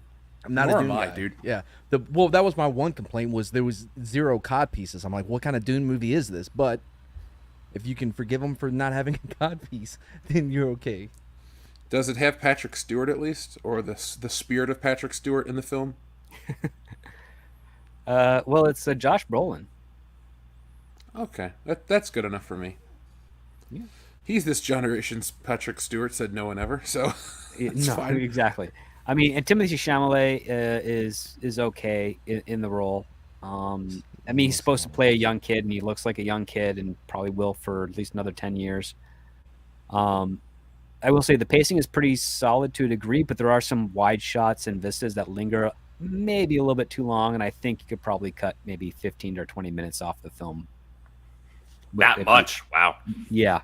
I mean, again, Denis Villeneuve is he's very indulgent with his establishing shots and his method of kind of moving the cameras in certain ways, which I think he needs to exercise a little more discipline in my opinion. Just because movies really 2 hours should be your pushing it limit when it comes to any film. You don't need 2 hours to tell a story in that way. Dune is an epic, so I can see that being in parts, kind of like Lord of the Rings, because that makes sense. But for original stuff, if you need 2 hours or 2 hours and 20 minutes or 2 hours and 30 minutes or something of that nature to tell it, you definitely have stuff that is not as important as what's really important, and you can cut, and you should, because number one, people don't want to have their legs or butt fall asleep while watching your content, and two, if you're doing this in theatrical runs, you want as many screen showings as possible to better your odds of making your money back. And some people just only need 90 minutes to an hour 45 after they do like a dinner and a movie date before they go back home and, have more fun. It's like that's what it is. The last thing you want them is to be exhausted after the movie to the point where the date is just dinner and a movie, and you part ways afterwards. That's no good. Yeah. Exactly. I've had a bad movie kill a date, so I know it's up. That's why. Was it a Zack Snyder film? It was Rob Zombie's Halloween too. Oh, okay. Oh, that's God. fair. Well, anything Rob Zombie, yeah. If it's not music related, is my understanding is, don't bother. I'm still pissed off at Rob Zombie for what he did to Michael Myers and my date in college. So fuck you, Rob. Wait till you see the Munsters that he ruined. I'm gonna be waiting a long time because I actually like the Munsters quite a bit as a TV show. I will never give my time to watch that piece of shit movie. Don't. I It's was assigned terrible. to give it a review as a screener, and I'm like, this is a waste of time. It looks so cheap. It is. It's incredibly cheap. It was shot in Bulgaria, I think, most of it, Oh, wow. and it wasn't worth it at all. And also, no one working on that film understood what the monsters were. They didn't get it, which makes sense because Rob Zombie does not get horror. Even his House of a Thousand Corpses, which is gory and crazy, you can take it or leave it, in my opinion. I don't like his movies because they're so mean-spirited. I don't enjoy watching that kind of shit. Like, obviously horror movies aren't meant to be positive, light, and fun romps, but if you just compare Halloween to Halloween, it's about the suspense and the scary, the drama and the chilling nature of Michael Myers' unrealized motives and all that stuff. There's a lot going on. That movie's just a bunch of hillbillies yelling at each other about fuck this and fuck that. It's shit. Everything like his movies are just about that. Angry hillbillies. Prove me wrong. So Georgian, thank you very much. So Georgian says, according to Gothic Therapy, please have them on, Jeff. I'll look into that. Disney is pulling all the stops for The Little Mermaid. Allegedly bot activity, Rotten Tomatoes manipulation, and online pep groups for a movie not released yet. Oh, I've seen the online pep groups. I'm seeing them both for Indiana Jones and The Little Mermaid. But The Little Mermaid's like, I'm going to buy 5 tickets to support little girls. Fuck you people that post that, because 5 tickets to this movie doesn't help a kid. Go buy a kid a book and teach them how to read. Go buy them a meal so they're not hungry. Don't buy them a Little Mermaid ticket so you can feed a billion-dollar company, you fucking idiot. Well, this Yeah, is that almost sounds hard. Buy them a Captain pair of Marvel shoes. all over again. Yeah. Why is it these movies about... look, if men and women are equal, let these movies stand on their own 2 feet. Don't use this bullshit we gotta hype it up to send a message. No, you don't. Make a movie that will fucking stand on its own. If your movie can make $1 billion on its own, then it was a success. Look at Mario. Again, we'll use Mario as an example. But no, we can't. We gotta look at these Disney movies because they're virtuous and have the right opinions. No, they don't. They're just as shitty as everyone else. You're just another asshole. Well, Disney's full of assholes and they all stink. I've only been interested in just the narrative around The Little Mermaid. I mean, we made our first video about the damn Chinese poster today, which wasn't even a real piece of controversy. People are out there going, oh man, the Chinese poster, they changed the race, they changed the color of her skin. I'm like, no, it's just the IMAX poster. Every other poster, she's black still, so... Yep.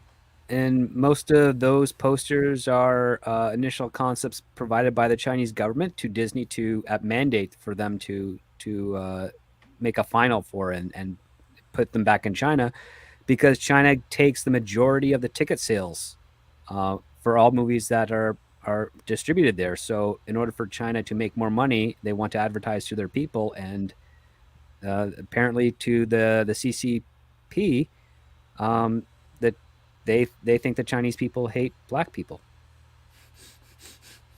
I was reading an article today when I was prepping for the video apparently for New Year's 2018, they had some Chinese lady on their biggest broadcast. She was in blackface with a big butt, making fun of Americans. So, Oh wow.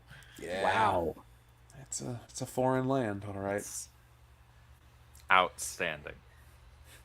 But no, the game's behind the Little Mermaid to combat racists. No, it's not. It's to make your movie look good and virtuous when it's just a bunch of rehashed ideas that, people aren't on board for.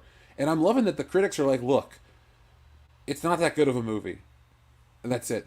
They're calling it out. It's not that great of a film. They're going to praise the girl and praise Melissa McCarthy because they have to, but the movie's just okay. And at the end of the day, I could never get mad about the Little Mermaid being black because I don't like the Little Mermaid. I don't like race swaps even more, but I don't like that movie. I saw it as an adult, and it's whatever. It's fine. But it's not something I'm going to go on a crusade for to protect. It's the Little Mermaid. Like, let it flop on its own 2 feet. It's what Disney does. Like, since it's Disney's inception, it buys IP or uses public domain IP, copyrights certain aspects of it for itself, and markets it to little girls for decades to come. The only thing kind of original that Disney ever made was Mickey Mouse via Steamboat Willie. That's it. All their movies were fairy tales from the Brothers Grimm, or adaptations of Robin Hood, or Dutch plays, or Hans Christian Andersen stories. Name something that's truly Disney original. Tron, perhaps. But they're few and far between in comparison to all the other content that they have put out.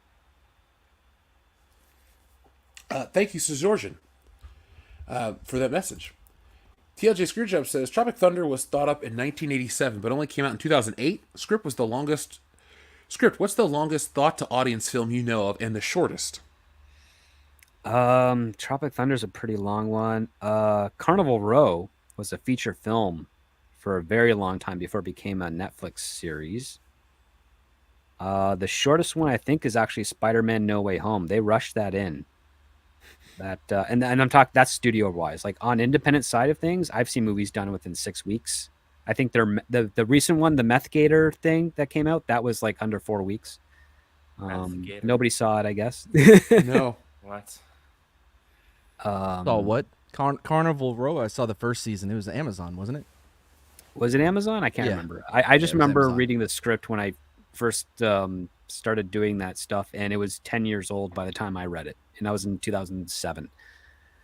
So yeah, that it was a long time for that one before it came into production. Squid Game is also a long one. That was also 20 years. In fact, the guy was pitching it all over Hollywood, and it wasn't until he pitched it to Korea that they decided to do it.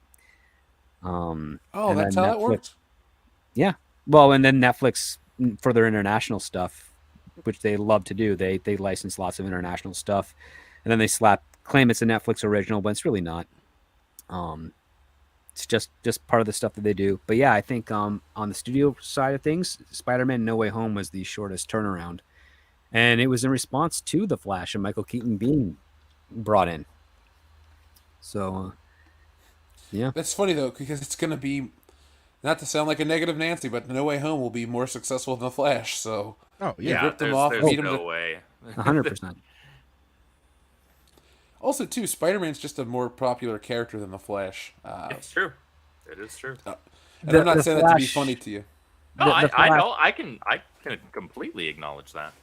Yeah, the Flash, for most part, has been not handled well in live action, in my opinion, I think. What, you don't like the John Wesley Shipp show from the 90s? It has a charm to it, but it's trying too much to be like Batman of the time. I agree. And the other part, too, is that of all the characters that they've tried to make resemble the comic counterparts, the Flash has never resembled. No actor alive has no actor who's ever played the Flash has looked like Barry Allen from the comics. You can point to, Christopher Reeve looked like Superman from the comics. Adam West, to a degree, looked like Batman from the comics. Christian Bale looked like Batman from the comics. Linda Carter was a dead ringer for Wonder Woman from the comics. Oh, yes, she was. Tobey Maguire's Peter Parker was pretty close to the comics. So was Andrew Garfield's variation as well to the comics. Like the Flash, it's always been either a guy way too buff with black hair or way too scrawny with black hair for the Flash. They've never had a blonde, blue-eyed, running type looking actor to play the I will say character. this: I learned this recently, and then somebody in the chat had sent me something, and I will show that off on camera here in a second. I recently learned that despite how garbage the series is, Grant Gustin, who plays Barry Allen in the CW Flash, actually wanted to dye his hair blonde to more closely resemble Barry Allen from the New 52 and onwards era Barry Allen from the comics, which I gained some respect for that. And I was like, oh, okay, yeah, I'm down with that. And he also had this entire idea of how he wanted the character to die and sacrifice himself in a way that mirrored the actual source material and comic books. I was like, okay, I got respect to you. I'll respect to the writers for that show, but okay, yeah, fine. Respect. But yeah, they've yet to have somebody that looks like a true dead ringer for either pre-52 Barry Allen, which is much more buff, but most of the male characters in that era were just out and out really ripped. It didn't matter if it was Batman, Superman, or the Flash, or just about anybody else. They were all kind of built like that. New 52 on, they slimmed him down quite a bit, maybe too much so in some cases, but even then, Grant Gustin's built like me, and I'm not particularly buff. I'm not a big guy. I've always been a fairly small guy, and with that, I will show off. Yeah, see me? I'm not built like Superman. That's fine. This was sent to me by Dixon Sider. This may look familiar, Jeff, because this was sent by him for one of the guys, and I had messaged him being like, so if you ever come across another one of those, I will take it, because Albedo, who is basically a succubus, is one of my favorite anime characters.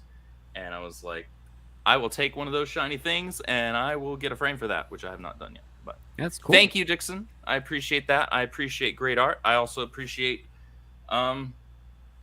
yes, beautiful women. Oh, we all do. In fact, check out Tits and Art. Yeah. By the way, folks, all of my stuff finally arrived from California. Yes, it took 3 weeks to get it, so I can now open up orders again for Tits and Art. So go to titsandart.com or go to titsandart.com right now. Get yourself a copy. I'll start reshipping stuff out coming Tuesday, a week from today, because I can't get to my shipping location until the weekend, and then it's Memorial Day on Monday, so it's just gonna sit there. So go to titsandart.com and be on the lookout. I'll be making some more announcements, some just coming soon. That's all I'll say right now, because we're getting late into the show. TLJ Screwjob has a fuck, marry, kill. Con Air, The Rock, National Treasure. I mean, this is easy. You're gonna fuck Con Air, marry The Rock, and kill National Treasure. Get the Disney shit out of here. Yeah, I'm gonna agree. Well, Yeah. I'm gonna. You just don't National want to Treasure agree stays with me. I'm gonna say it. I'm proud of it too. I'll marry Con Air. I will kill The Rock. And I will What? fuck National Treasure because of Diane Kruger. What? Yep. Have And you also, seen that The Rock. That first movie's fantastic. I love that first movie. I can quote it practically front to back. I don't Sequel, think not you've so seen much. The Rock. It is one of 3 good Michael Bay movies. movies? I've only seen it once. Oh, bro. Oh, bro. You gotta watch it again, man. It Nicolas gets- Cage, yeah. Sean So Connery. good. Dude, it's got the only fan theory that I will buy into. That Sean Yes. Connery is secretly James Bond, and the government didn't know what to do with him, so they locked him up for all these years because he knew too many secrets. Like, And he that's still the one escaped. fan theory I get behind. What? It still escaped, yeah. That's a hell of a fan theory. That's a good one. I kind of And dig it. actually, another good one is 7 takes place in Gotham. Oh, I have never heard that one before. Yeah. If you look, it never says what city it's in. None of the police vehicles have this city that you see, and yeah, a lot of people think it is. It takes place in Gotham before Batman. Well, I'm gonna rewatch that film with those glasses on and really, try to put some credence into it. Up next, Script. Did you get to go yet? No, I'd basically say with Con Air and The Rock, you can interchange them for the ephemera. But yeah, Kill National Treasure. Just too ridiculous for my liking. Fun, but just not the same. Not in the same pool as the other two. Not as grounded as The Rock. No, he's a good guy. I mean, the thing is that it's the black sheep out of all that, because truthfully, you do The Rock, Con Air, and Face Off for Nicolas Cage. Oh hell yeah! Oh god, it blows my mind that Con Air and Face Off came out just a few weeks apart.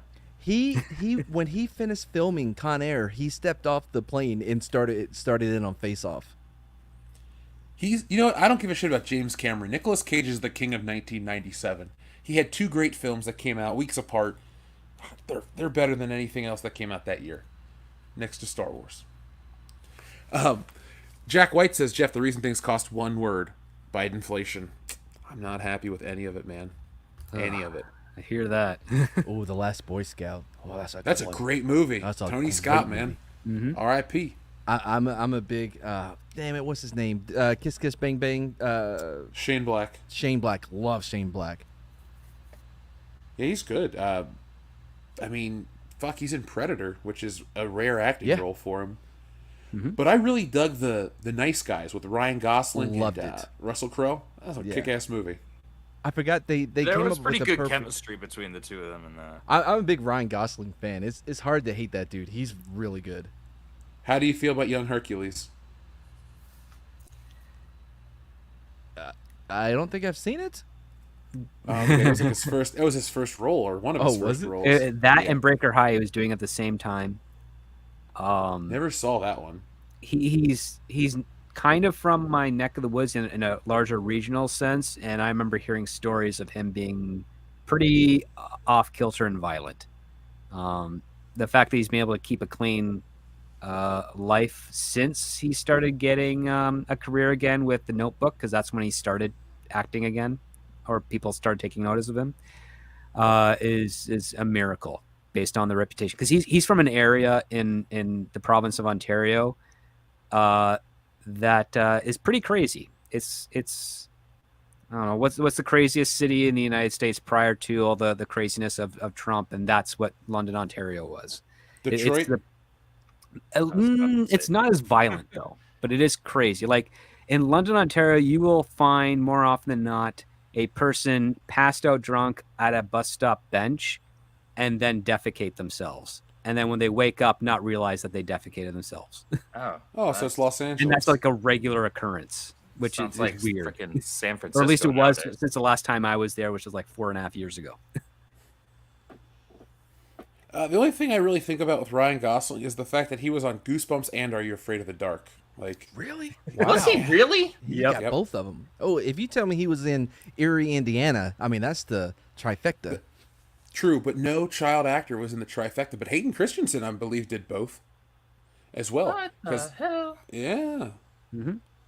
Little Anakin Skywalker. I hate you. We know, I went to college with his older sister. Was she cool?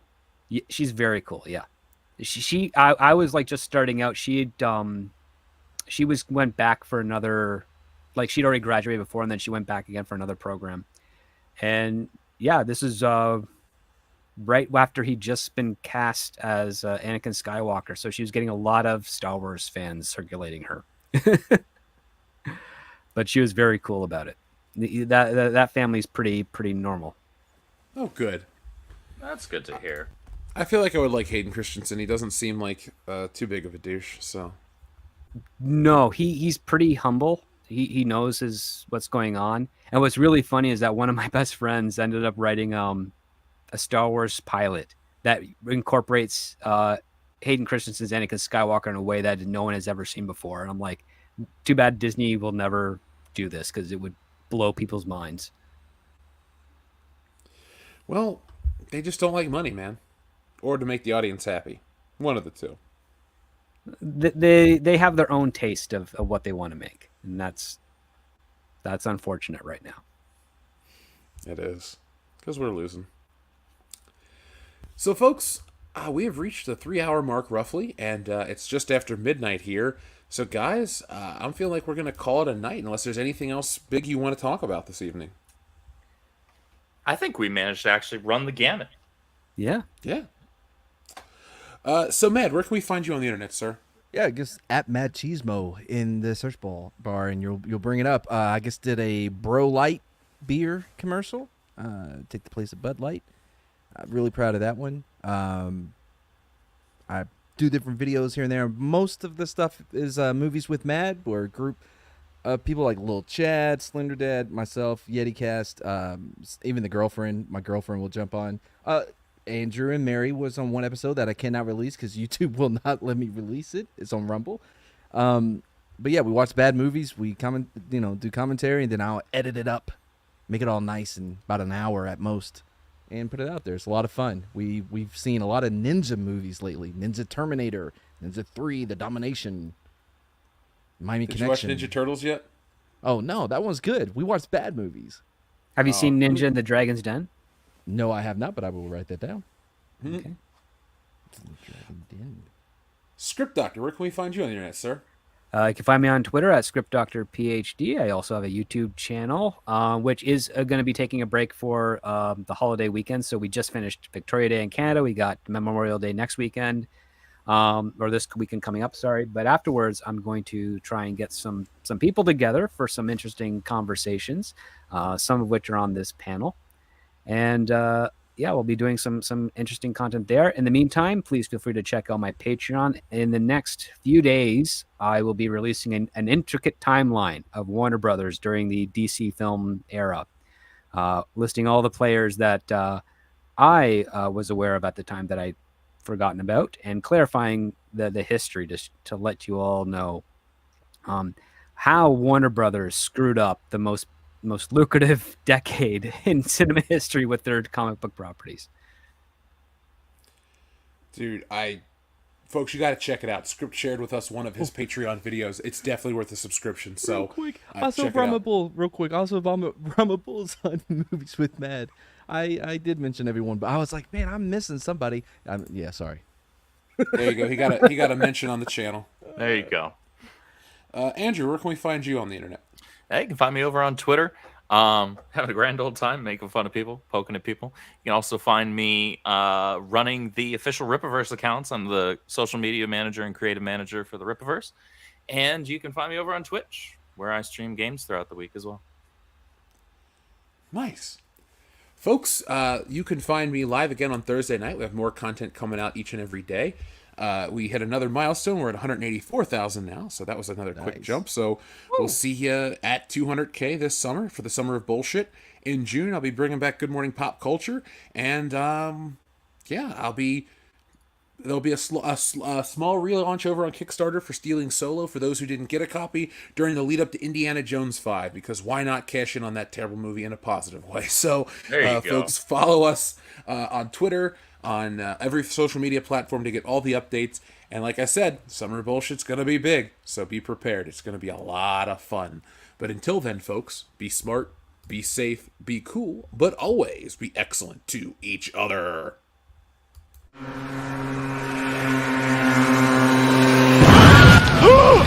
Another one.